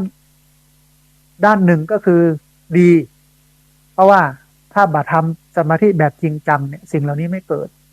แสดงว่าสมาธิดีแล้วสมาธิมีแล้วแต่มันต้องเพิ่มสติเข้าไปนะฮะเพิ่มการรู้ตัวทั่วพร้อมเข้าไปให้มันหนักขึ้นสมาธิมันลดลงอยู่ในระดับคณิกะสมาธิแต่ถ้าไปยึดกับสิ่งเหล่านี้ทั้งหมดเรามองว่าตัวเก่านี่หลุดพ้นแล้วเนี่ยมันก็ไม่ก้าวหน้าในการปฏิบัติอันนี้คือวิปัสสนูปกิเลส10ทีนี้ท่านผู้ฟังหนทางแก้วิปัสสนูปกิเลสอุปกิเลส10นี้ท่านผู้ฟังบ่ใช่จะเป็นโทษแก่วิปัสสนาเต้าอั้นยังสามารถทำให้เกิดวิปลาสต่างๆจนต้องเสียผู้เสียคนไปก็ได้ก็มี แต่ที่จริงแล้วนั้นมันไม่ได้เป็นการวิกลจริตแม้บางครั้งเนี่ยอาจจะมีอาการคล้ายๆคนบ้าก็ตามแต่มันเป็นเพียงสติวิกลอันเนื่องจากการที่จิตมันตั้งมั่นอยู่กับอารมณ์ภายนอกและสติมันตัวควบคุมบัดตันบ่ได้ซัดบ่ได้ส่วนเท่ากันนะฮะซึ่งหากสามารถแก้ไขได้จนสติตั้งไว้ได้สัดส่วนเท่ากันเนี่ยจิตมันก็จะสงบแล้วก็เป็นสมาธิลึกลงไปแห่งโดยยังคงมีสิ่งอันเป็นภายนอกเป็นอารมณ์อยู่นั่นเองทีนี้ท่านผู้ฟัง เมื่อผู้ปฏิบัติเป็นผู้มีสติอย่างดีอย่างเฉียบคมผู้นั้นก็จะผ่านกับดักหรือว่าวิปัสสนูปกิเลสไปได้โดยการใคร่ควรด้วยสติปัญญาจะเข้าใจ สิ่งต่างๆที่มันเกิดขึ้นเพราะฉะนั้นวิปัสสนูปกิเลสเหล่านี้แก้ได้ด้วยการเพิ่มสติเมื่อสติมันสูงขึ้นมาเมื่อสติมันนักขึ้นมาสติจะเกิดขึ้นได้ก็ต่อเมื่อกำหนด ระลึกรู้ตัวทั่วพร้อมในการยืนในการเดินในการนั่งในการนอนกินดื่มทำพูดคิดคู้เข้าเหยียดออกเหลียวหน้าแลหลังก้มเงยเพื่อเก็บสติในชีวิตประจำวันวิปัสสนากรรมฐานมันดีอย่างหนึ่งมันสามารถเอาไปใช้ในชีวิตประจำวันได้โดยการเจริญสติเพื่อเรามีสติอยู่ตลอดเวลาเมื่อมีสติแล้วปุ๊บเนี่ยสมาธิมันก็จะลดระดับจากอัปปนาสมาธิมาสู่อุปจารสมาธิแล้วก็มาสู่คณิกะสมาธิซึ่งเป็นสมาธิที่เหมาะในการใช้วิปัสสนากรรมฐานในการจะไปเห็นไตรลักษณ์ให้ชัดเจนแต่ว่าถ้าเลยจากคณิกะสมาธิไปแล้วเป็นอุปจารสมาธิแล้วก็เป็นอัปปนาสมาธิคือสมาธิขั้นกลางและขั้นสูงไปแล้วเนี่ยมันไม่สามารถที่จะเห็นไตรลักษณ์ได้ชัดเพราะว่ามันลึกลงไปสมาธิมันนักลงไปมันจะต้องทำให้มันสมดุลโดยการเพิ่มสติเข้าไปครูบาอาจารย์เพิ่นเปรียบเรื่องของการทำสมาธิหรือว่าวิปัสสนากรรมฐานไว้ว่าถ้ามันจะได้ผลดีเนี่ยมันต้องปรับอินทรีย์แปลว่าความเป็นใหญ่5 อย่างก็คือตาเป็นใหญ่ในการหันหูดังเป็นใหญ่ในการดมกลิ่นลิ้นเป็นใหญ่ในการลิ้มรสกายเป็นใหญ่ในการถูกต้องสัมผัสจิตใจเป็นใหญ่ในการนึกคิดมันสมดุลกันโดยการปรับอินทรีย์5พละ5พละแปลว่ากำลังในการจะนำไปสู่การหลุดพ้น5อย่างมีอย่างบ้องมีศรัทธาวิริยะสติสมาธิปัญญา5อย่างนี้ต้องทำให้มันสมดุลกันศรัทธาต้องเสมอด้วยปัญญาท่านผู้ฟังถ้าศรัทธานักปัญญาด้อยเนี่ยมันก็จะเกิดความงมงายไปเลยนะฮะถ้าปัญญานักศรัทธาน้อยก็จะเกิดความสงสัยเพราะนั้นศรัทธาและปัญญาต้องเสมอกันนะฮะสมาธิ ความตั้งใจมั่นกับวิริยะความเพียรความพยายามต้องเสมอกันต้องเท่ากันถ้าวิริยะความเพียรเยอะสมาธิน้อยก็จะเกิดความฟุ้งซ่านวิริยะเยอะสมาธิน้อยก็จะเกิดฟุ้งซ่านถ้าสมาธิเยอะวิริยะความเพียรน้อยก็จะเกิดความง่วงนอนง่วงเหงาเศร้าซึมเพราะว่าสมาธิ กับความง่วงเนี่ยมันเป็นพวกเดียวกันนะเพราะฉะนั้นสมาธิเยอะบดีสมาธิมันต้องเสมอไปด้วยวิริยะความเพียรแต่ว่าการจะทำให้ศรัทธาเสมอด้วยปัญญาวิริยะเสมอด้วยสมาธิมันต้องปรับสติอยู่ในระดับเหมาะสมท่านผู้ฟังลองเปรียบเทียบเหมือนกับเขานั่งรถม้าลำปางมีรถม้าหรอรถม้าลำปางดังหลายคนมานั่งรอบเรียง300เนี่ย ม้า4ตัวก็คือศรัทธาปัญญาอันนี้กู้หนึ่งแต่มาหนึ่งคือสมาธิและวิริยะแถมกู้หนึ่งสติเป็นคนครับสติจะพอว่าตัวไหนที่มันวิ่งจ้ากว่าหมู่มันโหลดหมู่ก็จะเอาไม่แส่ไปเคียนที่ก้นมันให้มันปุ่งไปเต้ากับหมู่ให้เดินเสมอกันตัวไหนถ้ามันล้ำหน้าไปจะโลก็ดึงบังเหียนต่อเพื่อมาเต้ากับคนอื่นอันนี้คือตัวสติจะเป็นตัวปรับอินทรีย์อื่นๆให้เสมอกันเราจะก้าวหน้าในการปฏิบัติธรรมนะฮะเมื่อมันนักมันน้อยไปกว่านั้นนี่คือวิปัสสนากรรมฐานนะฮะเป็นภาวะเป็นปรากฏการณ์ที่อธิบายได้แต่ปัญหาก็คือเราไม่เข้าใจสภาวะเหล่านี้เอาก็เลยวิพากษ์วิจารณ์พูดคุยกันไปต่างๆนานาท่านผู้ฟังถึงเวลาแล้วที่เราจะต้องลดหรือปรับเปลี่ยนพิธีกรรมที่เขาเนี่ยกันอยู่เนี่ยการกินการตานขึ้นบ้านใหม่แต่งงานศพงานสากงานบวชโมเนี่ยทำบุญบ้านสืบชะตาโมเนี่ยโละพิธีเหล่านี้ออกทั้งหมดมาเน้นเรื่องของการ1ไหว้พระ2ทับศีล3ฟังธรรม4ถวายทาน5นั่งภาวนามันนักขึ้นคนนั้นมีโอกาสในการเรียนรู้ธรรมะของพระพุทธเจ้านักขึ้นได้มีโอกาสในการปฏิบัติธรรมของพระพุทธเจ้านักขึ้นไม่ใช่ทำให้มันเป็นพิธีกรรมให้มันจบเป็นพิธีกรรมยังเตะเวนตาลนั่นน่ะท่านผู้ฟังมันยาวล้ำไปเอาสุมาควตาลเล็กน้อยกับปอนะฮะถ้าเป็นอย่างนี้ไปเรื่อยๆเนี่ยมันก็จะเลอะเทอะและไกลห่างจากพุทธศาสนาไปติ๊กๆแต่ถ้าเขาปรับเปลี่ยนใหม่มันก็จะทำให้เขาเข้าใจพุทธศาสนาได้ชัดขึ้นปรากฏการณ์ ของสามเณรที่นั่งสมาธิแล้วก็กระโดดเย่งๆเนี่ยคนทั่วไปบอกเข้าใจ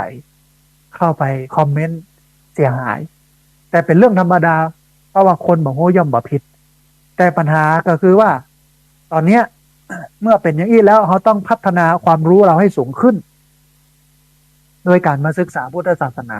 คือถ้าเป็นคนที่ผ่านการปฏิบัติธรรมมาเนี่ยมันจะมองเป็นเรื่องปกติและเข้าใจว่ามันเกิดจากอะไร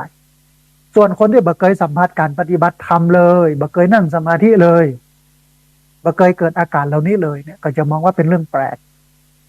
แต่ทั้งนี่มันเป็นเรื่องธรรมดาที่เกิดจากการปฏิบัตินะฮะเพราะว่าคนปฏิบัติไม่เคยคนที่ไม่ปฏิบัติเนี่ยย่อมไม่เจอสิ่งเหล่านี้บ่ปะสิ่งเหล่านี้ก็เลยบ่เข้าใจพุทธศาสนาไม่ใช่เป็นศาสนาที่จะสอนอย่างเดียวนะแต่เน้นย้ำให้คนเอาไปปฏิบัติและเข้าใจอันนี้ก็เป็นสิ่งที่สำคัญอย่างยิ่งที่พุทธศาสนิกชนต้องมาทำความเข้าใจแล้วก็มาทำความรู้กันตัวท่านผู้ฟังขณะนี้ท่านผู้ฟังกำลังติดตามรับฟังรายการธรรมพิวัตรอันเป็นรายการวิทยุเพื่อการเผยแผ่พระพุทธศาสนาส่งเสริมการศึกษาและพัฒนาสังคมรายการนี้รับผิดชอบโดยอาตมาภาพพระสาธิตธีระปัญโยผู้อำนวยการสถาบันธรรมพิวัตรสถาบันเพื่อเผยแผ่พระพุทธศาสนาส่งเสริมการศึกษาและพัฒนาสังคมตั้งอยู่ณที่พักสงฆ์สถาบันธรรมพิวัตรบ้านศพเตินตำบลศพปาดอำเภอแม่เมาะจังหวัดลำปางรายการนี้ออกอากาศทุกวันอังคารตั้งแต่เวลา 5:00 ไปจนถึง 7:00 เมื่อเจ้าผ่านทางเครือข่ายสถานีวิทยุคลื่นสีขาวเพื่อชาวประชาซึ่งมีอยู่หลายคลื่นหลายสถานีหลายจังหวัดออกอากาศผ่านทาง Facebook Live ซึ่งเป็นไลฟ์สดของสถานีวิทยุวัดฝายหินบันทึกเทป เอาไปออกอากาศผ่านทางสถานีวิทยุเพื่อการศึกษาและพัฒนาอาชีพ Radio Network FM 99.50 เมกะเฮิรตซ์ของวิทยาลัยเทคนิคกฟผแม่เมาะทุกวันศุกร์ตั้งแต่เวลา 8 โมงเช้าเป็นต้นไปแล้วก็บันทึกเทปเอาไปออกผ่านทางเพจของสถาบันธรรมาภิวัตน์ซึ่งช่องทางสุดท้ายต่างหลังนี้ก็คือเพจของสถาบันธรรมาภิวัตน์นี้ท่านผู้ฟังสามารถไปติดตามรับฟังย้อนหลังไปก๊อปปี้ลิงก์ไปคัดลอกลิงก์ส่งแชร์เอาไปให้กับญาติธรรมทั้งหลายได้ยินได้ฟังกันได้แถมต่อยนะฮะท่านผู้ฟังก่อนที่จะเปิดสายท่านผู้ฟังที่ฟังอยู่ทางบ้านจะได้โทรเข้ามาร่วมเอ่ยกันจะได้โทรเข้ามาร่วมแสดงความคิดความเห็นกันก็เอาข่าวบุญข่าวกุศลมาท่านผู้ฟังได้ร่วมอนุโมทนาแล้วก็ได้ร่วมทำกันแห่งรอบนึงนะฮะก็ที่ได้กล่าวไปเป็นเบื้องต้นก็คือในวันที่30 มิถุนายนพุทธศักราช 2567 เวลาบ่ายโมงนะฮะท่านพระอาจารย์ชวลิตทิตสัทโธซึ่งเปิ้นเป็นหัวหน้าที่พักสงฆ์สำนักปฏิบัติธรรมนายังเหนือเปิ้นจะระดมทุนทอดพระป่าสามัคคีเพื่อเป็นกองทุนเพื่อการศึกษาแก่กลุ่มเยาวชนบ้านต้นบุญซึ่งละอ่อนเหล่านี้อยู่กับพระอาจารย์ที่วัดกินนอนที่หั่นเลยซึ่งในการเอาละอ่อนมาดูแลใส่ใจเนี่ยมันก็ต้องมีค่าใช้จ่ายต้องซื้อต้องหากากับเข้าเจ้าแรงการถส่งไปมากาของเครื่องใจไม้สอยสบู่แปรงสีฟันยาสีฟันอะไรอย่างต่างๆซึ่งละอ่อนเราเนี้ยเป็นละอ่อนที่เป็นคนที่อยู่บนพื้นที่สูงขาดโอกาสในเรื่องของการศึกษาอาจารย์ก็เลยเอามาห้ำมาเฮียนมาสอนมาอยู่โดยแล้วมาฝึกโดยซึ่งมองว่าอาตมาภาพมองว่าเป็นเรื่องที่ยากมากแล้วก็อยากให้ทำแต่ว่าบ่พร้อมที่จะทำแต่พระอาจารย์เปิ้ลมีใจที่อยากจะทำอันนี้ก็เป็นเรื่องที่สำคัญเพราะนั้นเพื่อบ่ให้เปิ้ลท้อถอยเพื่อให้เปิ้ลมีกำลังใจท่านผู้ฟังก็เจริญพรได้ไปร่วมบุญกันท่านใดที่อยากจะร่วมทำบุญก็สามารถร่วมทำบุญได้ที่บัญชีเงินฝากของพระชวลิตศรีนารอดเพื่อสาธารณสงเคราะห์เป็นธนาคารออมสินนะฮะหมายเลขบัญชี020 ขออภัย020 381 296571 020 381 296571นะฮะหรือโทรเข้ามาที่เบอร์064 125 4122ก็ได้มาแจ้งว่าทำบุญโดยพระอาจารย์เนออย่างนั้นอย่างอี้หรือจะไปโดยวันนั้นโดยเฉพาะพี่น้องที่อยู่ใกล้เคียงเนาะพี่น้องแม่ท่าพี่น้องศพปราบพี่น้องเสริมงามพี่น้องเถินพี่น้องเกาะคาพี่น้องต่างใดที่อยู่ใกล้ก็ไปร่วมทำบุญกันได้นะฮะในส่วนนี้อันนี้เป็นข่าวบุญข่าวกุศลแรกนะฮะที่เอามาให้ท่านผู้ฟังได้ร่วมอนุโมทนาข่าวบุญที่2ท่านผู้ฟังก็เรียนเชิญเจริญพรท่านผู้ฟังได้ร่วมสร้างห้องน้ำสร้างห้องสุขาถวายไว้ในพระพุทธศาสนาณที่พักสงฆ์สถาบันธรรมาภิวัตน์บ้านศพเตินตำบลศพปาดอำเภอแม่เมาะจังหวัดลำปางจำนวน5ห้องราคาห้องละ 68,000 บาทรวมค่าก่อสร้างทั้งสิ้นจำนวน 341,981 บาท40 สตางค์ตอนนี้ได้ 80,000 กว่าบาทแล้วนะฮะก็ค้างแห่มอยู่ประมาณ 200,000 กว่า200,000 ไปเพราะนั้นเรียนเชิญเจริญพรท่านผู้ฟังได้มาร่วมทำบุญสร้างกันสำหรับห้องน้ำที่จะสร้างนี้ก็ใช้ในการปลดทุกข์แล้วก็สร้างสุขแก่ผู้คนที่มาร่วมทำบุญแล้วก็ร่วมทำกิจกรรมต่างๆของที่พักสงฆ์สถาบันธรรมาภิวัตน์ทั่วทุกสารทิศก็คือคนมาใช้นักแต่ท่านผู้ฟังห้องน้ำบ่ปอเพราะฉะนั้นมาร่วมบุญกับท่านนี้นะฮะวันนี้ได้อู้ถึงเรื่องของวิปัสสโนปกิเลสได้อู้ถึงเรื่องของปิติความอิ่มอกอิ่มใจที่เกิดขึ้นจากการปฏิบัติธรรมก็คิดว่าท่านผู้ฟังคงจะเข้าใจมานักกว่าน้อยนะฮะ เนื่องด้วยเวลามันมีจำกัดก็ได้ประมาณเก้าอี้นะฮะแต่ว่าหวังว่าหลักการและเหตุผลที่เอามาอู้เนี่ยคงทำให้พุทธศาสนิกชนที่เข้าใจนะฮะพอดีมีสายเข้ามาสายหนึ่งนะเดียวครับสายนี้ก่อนเปิ้นจะว่าจะได้พ่องเจริญพรเจริญพรเจริญพรเจริญพรสัญเสียงหายไปท่านผู้ฟังเรียนเชิญเจริญพรเนอะท่านผู้ฟังเนอะมีสายโทรเข้ามาอยู่ประมาณ6 สายนะฮะแต่มาได้ขับเพราะว่าอยู่ตอนนี้เปิดสายแล้วได้เวลาโทรเข้ามารวมกันโทรเข้ามาร่วม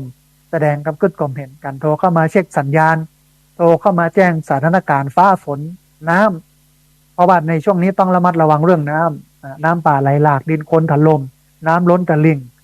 ต้องระมัดระวังอาจจะทำให้สูญเสียทรัพย์สินหรือร้ายแรงกว่านั้นอาจจะทำให้เราสูญเสียชีวิตได้ในส่วนนี้พอดีมีสายเข้ามาสายหนึ่งเดี๋ยวครับสายนี้ก่อนเพื่อนจะว่าจะได้พ่องเจริญพรเอาสาธุแม่อุ้ยอินอำเภอสำเมิงจังหวัดเชียงใหม่เนาะแม่เนาะสันเอาสาธุอนุโมทนาบุญวันนี้ปอเข้าใจเนาะแม่เนาะเข้าใจโอ้สาธุอนุโมทนากับแม่อุ้ยอินสาธุแม่อุ้ยอินเป็นสายแรกโทรเข้ามาจากเชียงใหม่อำเภอสะเมิง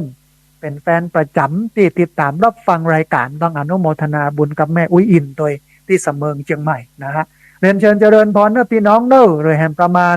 40 นาทีหรือ37 นาทีได้ที่เบอร์0641254122เบอร์0641254122นะพอดีมีสายเข้ามาสายหนึ่งเดี๋ยวครับสายนี้ก่อนเพื่อนจะว่าจะได้พ่องเจริญพรเอาสาธุคุณโยมคำสุขโยธินจากบ้านบุญเกิดตำบลพระบาทอำเภอเมืองลำปางเนาะสาธุวันนี้สัญญาณเป็นใดพ้องสัญญาณชัดเจนเจ้าเนื้อหาสาระพอใจได้นะโยมเนาะเอาอนุโมทนาบุญที่ติดตามรับฟังแล้วก็โทรเข้ามาให้กำลังใจกันเนอะสาธุเจริญพรสาธุมา2 สายแล้วสายแรกเชียงใหม่สายที่2ลำปางนะฮะก็พี่น้องที่อยู่เชียงใหม่ละปูนลำปางแม่น่านพะเยาเชียงไฮ้แม่ฮ่องสอนหรือท่านใดที่ขับคลื่นขับสัญญาณนี้ได้ที่ติดตามรับฟังทางเพจของวัดไฝหินนะฮะหรือสถานีวิทยุอื่นๆก็เรียนเชิญเจริญพรเนอะท่านผู้ฟังโทรเข้ามาร่วมกันโทรเข้ามาร่วมแสดงความคิดความเห็นกันพอดีมีสายเข้ามาสายหนึ่งเดียวครับสายนี้ก่อนเปิ้ลจะว่าจะได้พ่องเจริญพรเอาสาธุสัญญาณชัดเจนเนาะแม่เนาะโอ้อนุโมทนาบุญกับแม่บัวไข่ที่ติดตามรับฟังและบ่ละบ่ลืมกันเนอะฝนตกเยอะก็แม่เหมาะกับปอเยอะอยู่แม่แรงมาถึงเวลามันก็ตึงลมมาเสียละเย็นละแม่สบายละตอนนี้นะเอาเดี๋ยวมันกันลังไปกันนะมันกันไหลไปพุ้นละนะแต่ต้องระมัดระวังเรื่องน้ำเนอะแม่เนอะต้องระมัดระวังเรื่องน้ำท่วมน้ำป่าไหลหลากเนอะแม่เนอะสาธุอนุโมทนาบุญสายที่4แม่บัวไข่ลำปางนะฮะ2 สายสุดท้ายเนี่ยลำปางสายแรกเชียงใหม่สะเมิงสายที่2จำมาได้ที่ไหนแต่สายที่3ที่4สายที่2เนี่ยก็กันมาท่านผู้ฟังที่ฟังอยู่เนาะเรียนเชิญเจริญพรที่เบอร์0641254122เบอร์0641254122พอดีมีสายเข้ามาสายหนึ่งเดี๋ยวครับสายนี้ก่อนเปิ้ลจะว่าจะได้พ่องเจริญพรเจ้าสาธุโยมแม่แนะนำตัวน้อยแม่น้อมตาจางจำได้แม่น้อมตาจางเวียงหนองล่องละปูนเนาะแม่เนาะเจ้าไปหลังเสียแล้วเด้อกับไปปลูกกับพวก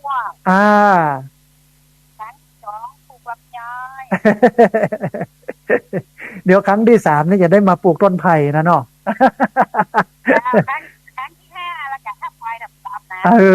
เดี๋ยวถ้ามีเวลาก่อนแม่เดี๋ยวจะชวนมาถ้ามีงานบุญงานกุศลเนาะวันนี้ฟังเป็นอย่างไรพ่อแม่พอได้เนื้อหาสาระดีก่อนโอ้อนุโมทนาบุญกับแม่ที่ติดตามรับฟังแล้วก็บ่ลืมโทรเข้ามาให้กำลังใจกันเนอะแม่เนอะจ้า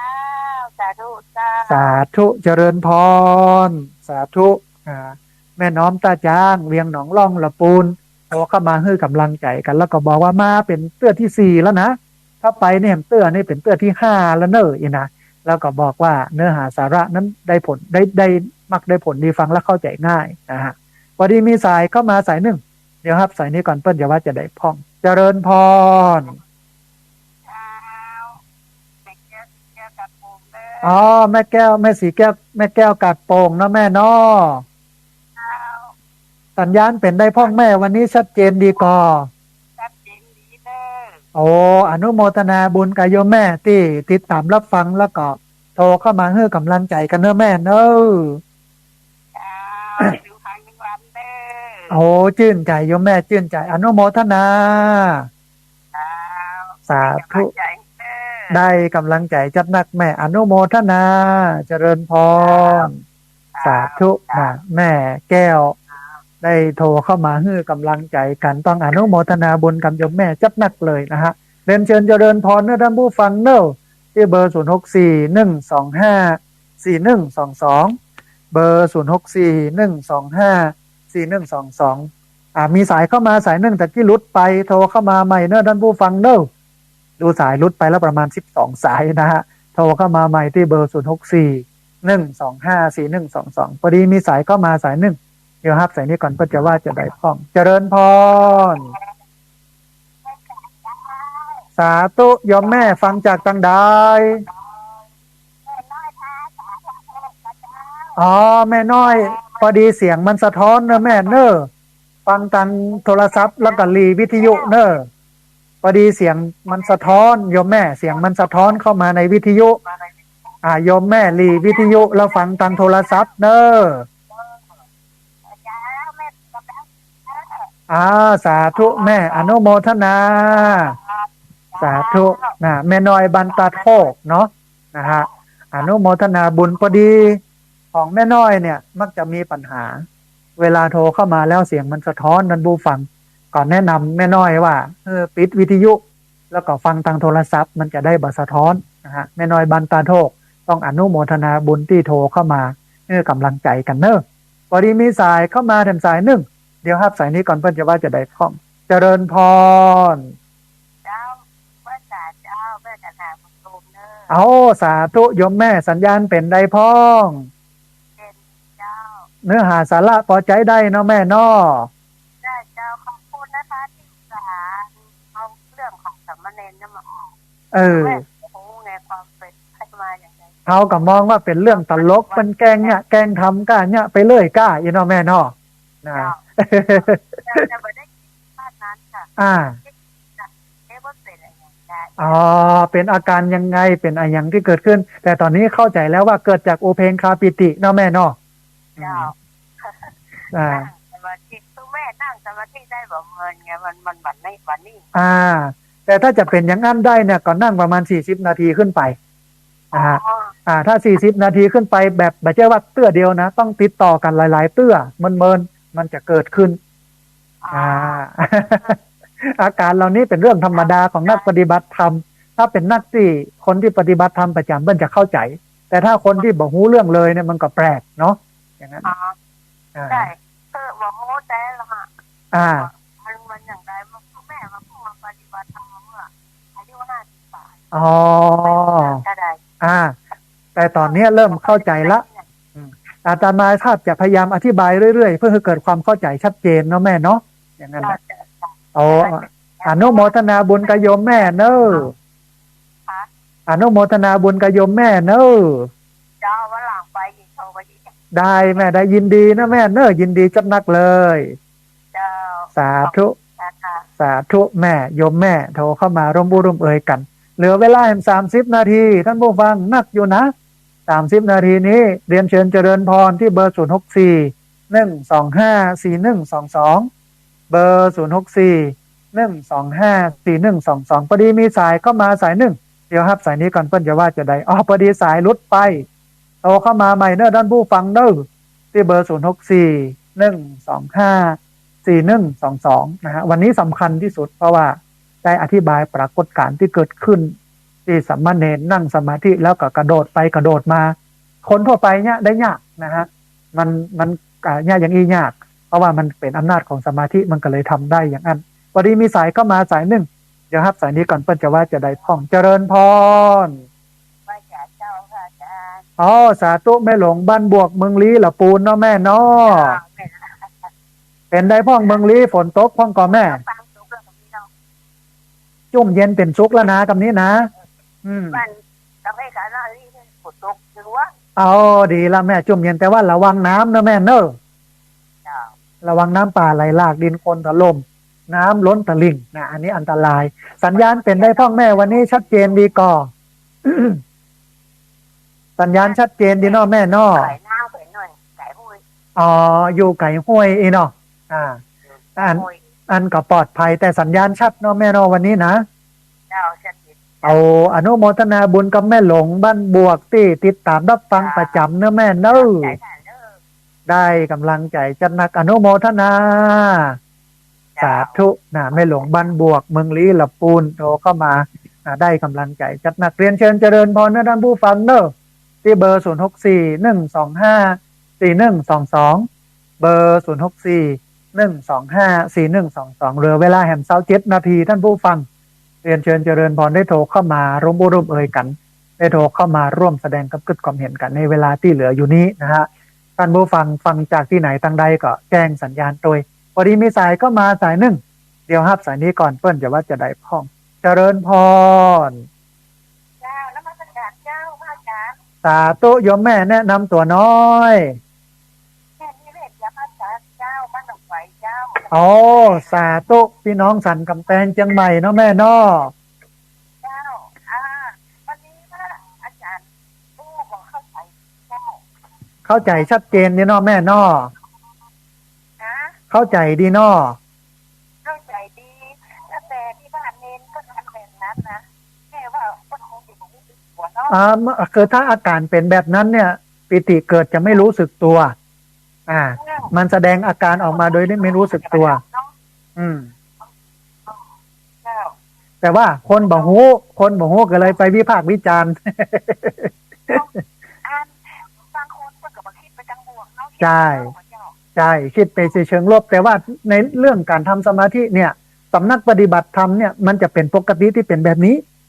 นะถ้าเราไปปฏิบัติธรรมที่วัดพระธาตุสีจำตองวัดร่ำเปิงหรือสำนักตานังเลนังโดยสเก็ตเนี่ยโยมแม่จะหันเป็นเรื่องปกติมากเรื่องโมนี้นะฮะเพราะว่ามันเกิดขึ้นโดยอำนาจของสมาธินะฮะแต่ว่ามันบอกสมัยตะก้อนบอกก็มีไข่ถ่ายแล้วเอามาให้พอเบิ้ลก็เลยถ่ายแล้วออกคนก็เลยแตกตื่นกันมาได้แล้วก็อันแม่ก็มาเรียนเลยอาจารย์ไว้กับนี้ได้ฟังสมใจแล้วเนาะแม่เนาะจะไปละไปลืมกันนะแม่นะฟังกันมาเมินแล้วบอกคนละคนลืม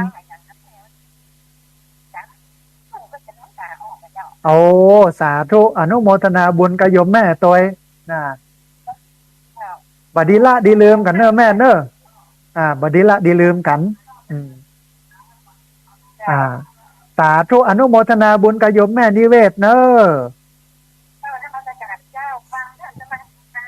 สาธุชื่นใจโยมแม่อนุโมทนาสาธุนะโยมแม่นิเวศโทรเข้ามาร่วมบุรุษเอ่ยกันอันเนี้ยคือเวลาพุทธศาสนาเกิดปรากฏการณ์อะไรต่างๆเนี่ยพระอาจารย์กำลังคิดว่าสำนักงานพระพุทธศาสนาก็ดีมหาเถรสมาคมก็ดีควรจะอธิบายหรือแม้แต่มหาวิทยาลัยสงฆ์2 มหาวิทยาลัยมหาวิทยาลัยมหาจุฬาลงกรณราชวิทยาลัยแล้วก็มหาวิทยาลัยมหามงกุฎเนี่ยควรจะมีนักวิชาการที่ออกมาอธิบายเหมือนทั้งโลกเวลามีเหตุการณ์การเมืองสังคมการตลาดโน่นนี่นั่นมันก็มีผู้เชี่ยวชาญด้านนั้นด้านวิทยาศาสตร์ด้านนั้นด้านนี้ออกมาอธิบายแต่เฮาเนี่ยน้อยมากเพราะฉะนั้น วันนี้สังคมต้องการอธิบายครับพระสงฆ์ครูบาอาจารย์มหาวิทยาลัยต่างๆสำนักงานพระพุทธมหาเถรสมาคมควรจะอธิบายเรื่องนี้นะฮะพอดีมีสายเข้ามาสายหนึ่งเดี๋ยวครับสายนี้ก่อนเพื่อจะว่าจะได้ท่องเจริญพรเอาสาธุอนุโมทนาบุญกับโยมแม่เนอะที่ติดตามรับฟังบ่ละบ่ลืมกันละโทรเข้ามาประจำเนอะแม่เนอะสาธุแม่อนุโมทนาตอนนี้ใกล้หน้าฝนแล้วเดี๋ยววันที่31โยมแม่31เนี่ยจะแวะไปเนอะ31พฤษภาคมเนี่ยนะที่จะถึงเนี่ยนะเดี๋ยวจะแวะไปเนอะก็รอพอดีวันที่31นั้นมีนัดกับหมอนัดปะที่โรงพยาบาลเชียงใหม่ถ้าเสร็จจากท่านน่ะก็คิดว่าเป็นตอนบ่ายเนาะแม่เนาะตอนบ่ายกันแล้วกันเดี๋ยวจะได้โทรหาแห่งกำหนึ่งเนาะแม่เนาะสาธุอนุโมทนาบุญเนอะแม่เนอะโยมแม่เปิ้นบอกว่าเฮ้ไปเอาต้นยางนะฮะนัดกันไว้จัดเมินนะ แต่ว่าภารกิจศาสนกิจมันหลากหลายหลายเรื่องหลายราวที่จะเฮือทำนะฮะก็เลยไม่ได้มีโอกาสได้ไปแล้ววันนี้มีโอกาสไปวันที่31พอดีหมอเปิ้นนัดประจำ6 เดือนเตือนหนึ่งกับอาการที่เป็นโรคไขมันอุดตันในเส้นเลือดตอนนี้ดีขึ้นเยอะนะฮะพอดีมีสายเข้ามาถึงสายหนึ่งเดี๋ยวครับสายนี้ก่อนปัญจวัฒน์จะได้พอเจริญพรเอาสาธุยมแม่สัญญาณชัดเจนดีเนาะเอาสาธุอนุโมทนาบุญกับโยมแม่ที่ติดตามรับฟังแล้วก็โทรเข้ามาให้กำลังใจกันเนอะสาธุแม่อนุอันแนะนำตัวน้อยแม่นะชื่ออะไรยังอยู่อำเภอเสริมงามเนาะโอ้สัญญาณชัดเจนก่อนแม่ที่เสริมงาม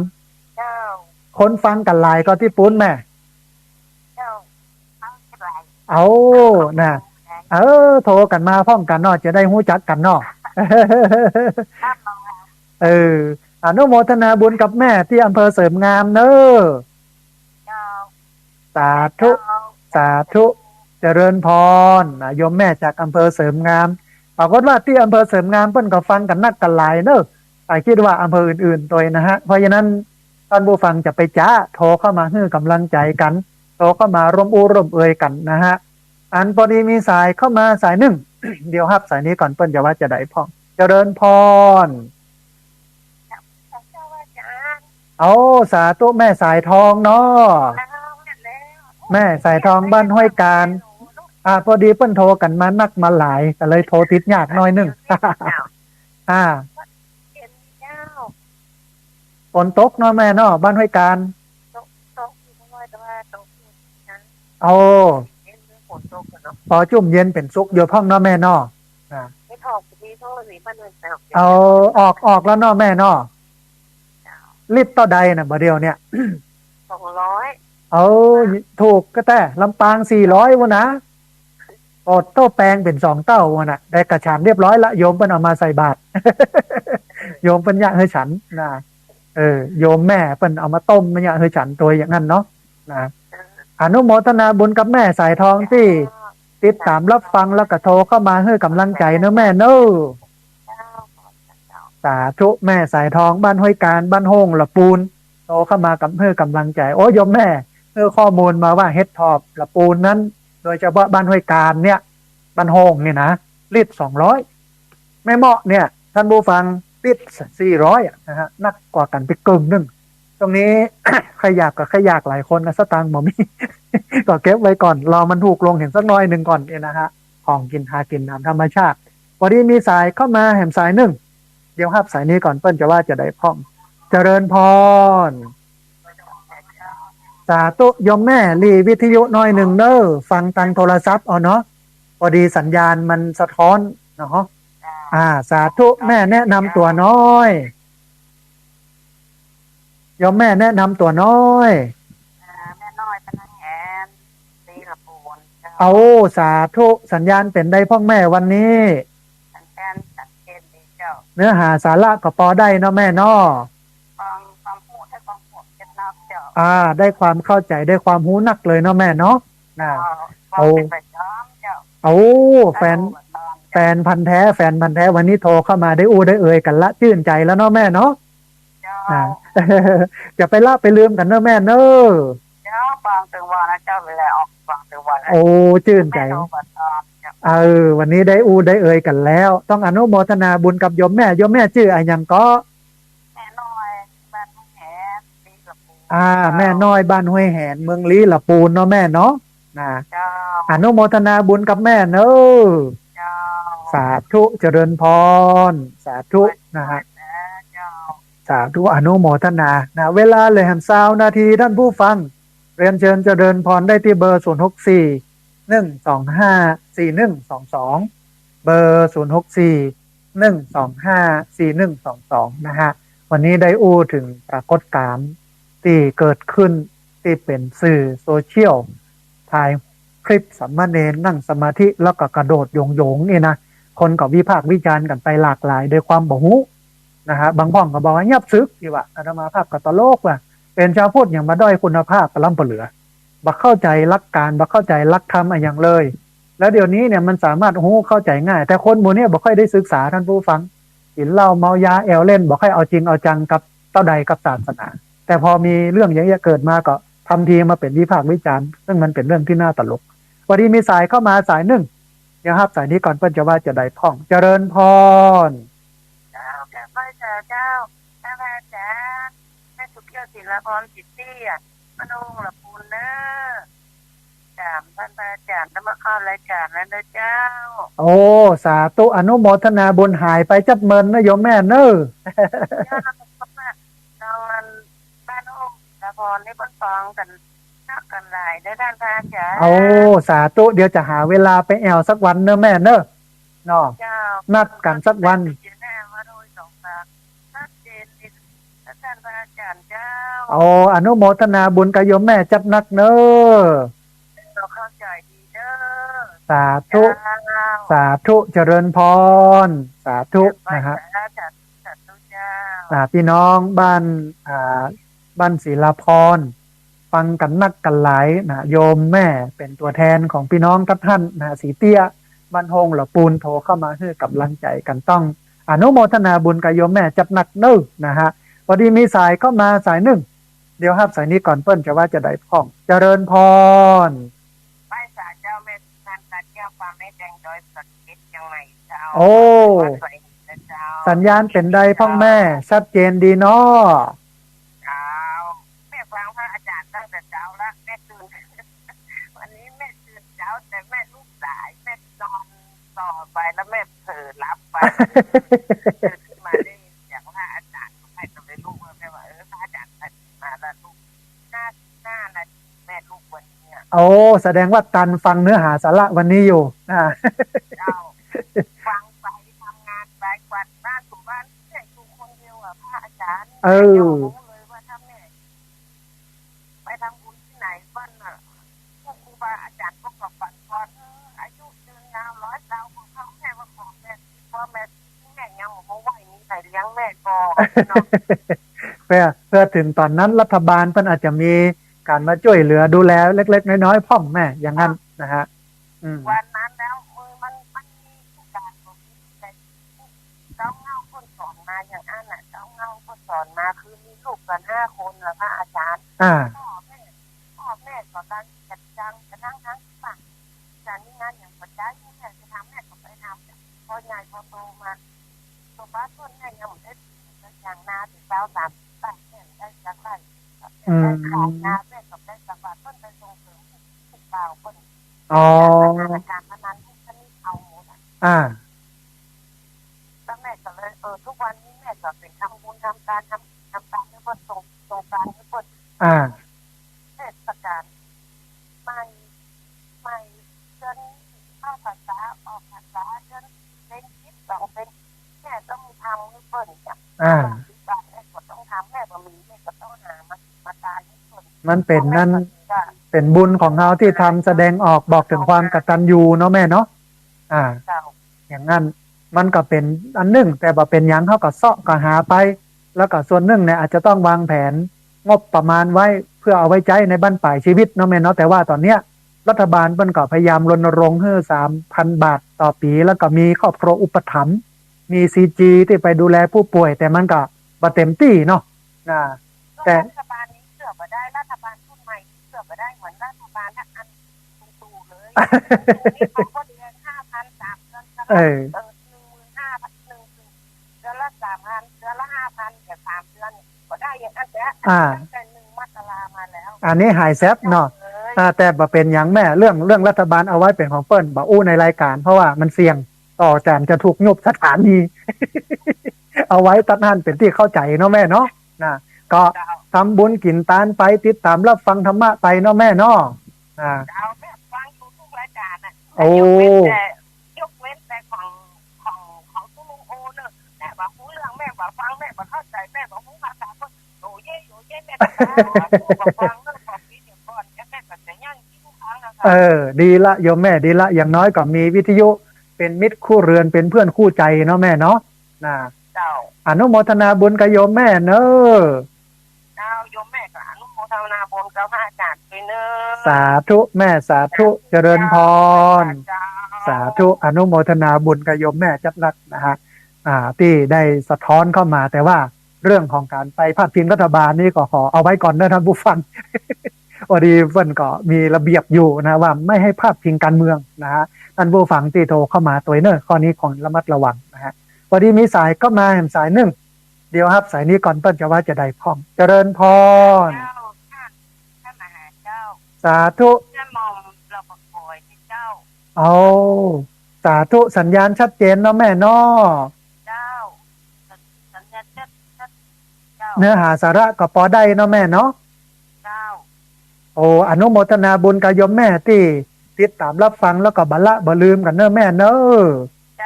ฟังไปตลอดนะเจ้าสาธุชื่นใจอนุโมทนาบุญกับโยมแม่เนอะสาธุสาธุนะแม่หม่อมนะโทรเข้ามา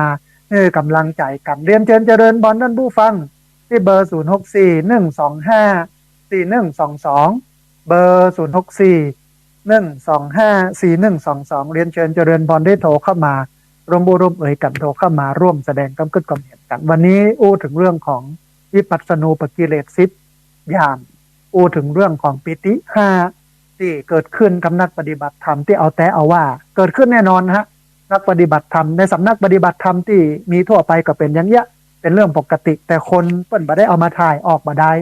แต่เปิ้นพอมาถ่ายออกปุ๊บคนที่บ่เข้าใจก็อธิบายวิพากษ์วิจารณ์ไปให้มันเสียหายนะฮะวันนี้มีสายก็มาสายหนึ่ง เดี๋ยวครับสายนี้ก่อนเปิ้นจะว่าจะได้พ้องเจริญพรสาธุโยมแม่แนะนำตัวน้อยแม่แดงเจ้าอยู่ทางใดโยมแม่แม่แจ่มเจ้าโอ้สาธุแม่แจ่มเนาะแม่แจ่มบุญนาเจ้าเอาสัญญาณเป็นได้พ่องแม่วันนี้ดีเลยชัดเจนเนาะแม่เนาะโอ้อนุโมทนาบุญโยมแม่ที่ติดตามรับฟังแล้วก็โทรเข้ามาให้กำลังใจกันเนอะสาธุอนุโมทนาสาธุนะพี่น้องแม่แจ่มโตเข้ามาให้กำลังใจกันเรียนเชิญเจริญพรท่านผู้ฟังเวลาแห่งประมาณ10 กว่านาทีได้แห่งหลายสายเนอะที่เบอร์0641254122เบอร์0641254122พอดีมีสายเข้ามาสายหนึ่งเดี๋ยวครับสายนี้ก่อนเปิ้นจะว่าจะได้พ้องเจริญพรสาธุเอาสาธุโยมป้อวันนี้สัญญาณเป็นได้พ้องสาธุเนื้อหาสาระพอใจได้เนาะป้อเนาะวันนี้เนาะมากเลยครับดีขนาดเลยครับโอ้อนุโมทนาบุญกับโยมป้อที่ติดตามรับฟังแล้วก็โทรเข้ามาให้กำลังใจนะป้อเนอะทุกวันอาคารนี้ผมเลยครับผมติดเลยครับเลยครับโอ้สาธุชื่นใจแฟนพันธุ์แท้ต้องอนุโมทนาบุญกับโยมป้อจัดหนักเนอะสาธุสาธุสาธุอนุโมทนาสาธุโยมเปิ้นฟังประจำนะครับเป็นแฟนพันธุ์แท้ต้องอนุโมทนาบุญตัวแล้วก็เข้าใจเนื้อหาสาระที่นำเสนอโดยเฉพาะเรื่องวิปัสสนูปกิเลส10เรื่องปิติ5นะฮะ คือที่เนนเป็นเนี่ยเกิดจากอุเพนคาปิติโลดโผนมันทำให้ร่างกายขยับแต่ว่ารู้สึกตัวก็ได้มีอยู่แต่มันควบคุมตัวเองไม่ได้บางคนบอกรู้สึกตัวก็มีนะมันมีหลากหลายนะซึ่งเรื่องการปฏิบัติธรรมเนี่ยน่าสนใจพอดีมีสายเข้ามาสายหนึ่งเดี๋ยวครับสายนี้ก่อนเพิ่นจะว่าจะได้พ่องเจริญพรรับภาษาพระอาจารย์เจ้าโอ้สาธุแม่สีกุลเนาะแม่สีกุลตันทุระสัญญาณเป็นได้พ่องแม่ชัดเจนดีก่อแม่สัญญาณชัดเจนดีนอชัดเจนดีเจ้าโอ้อนุโมทนาแม่สีกุลที่บ่ละบ่ลืมโทรเข้ามาเนอะแม่เนอะ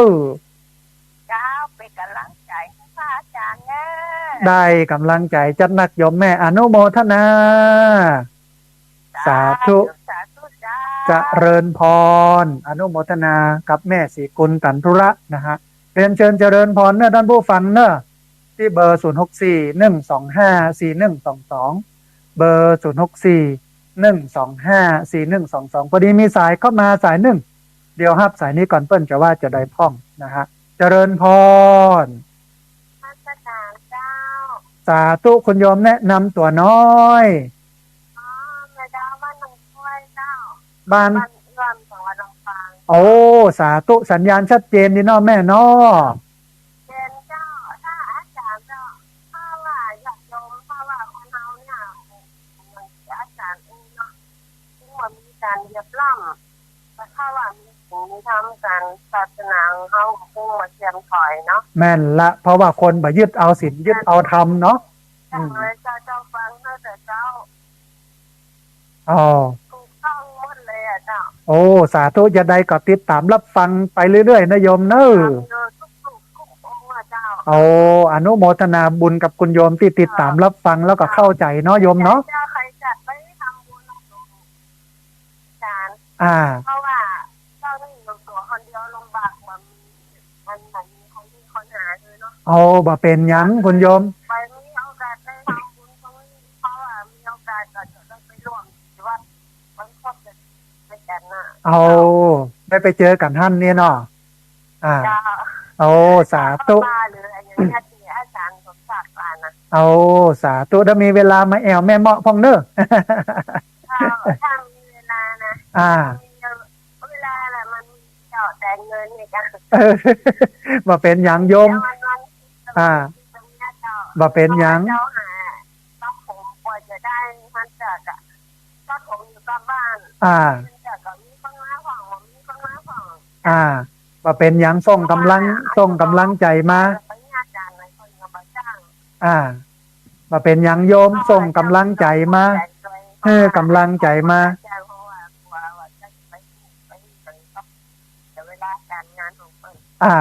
มาเป็นยังเขาส่งกำลังใจอนุโมทนาบุญมาก็ได้บุญแล้วโยมนะสาธุอนุโมทนาบุญกับโยมแม่เนอะคือกำลังใจของตอนเจ้าชอบสาธุอนุโมทนาสาธุโยมแม่เลยว่าทำสิ่งกองเป็นผู้อื่นกองมันจะไล่ผู้อื่น3เล่นมีไฟเล่นลูกไฟหัวไฟมัมมีพาแม่เอาของเปิ่นมาเป็นของตัวประหยัดได้ของผู้อื่นต้องภูมิใจสิ่งที่เขามีถูกต้องพระเจ้าอนุโมทนาบุญอันนี้เป็นแนวทางที่ถูกต้องเนอะนะสาธุเจริญพรนะอนุโมทนาบุญกับคุณโยมตัวนะฮะ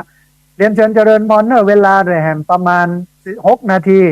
ที่เบอร์0641254122เบอร์0641254122เรียนเชิญเจริญพรได้โทรเข้ามา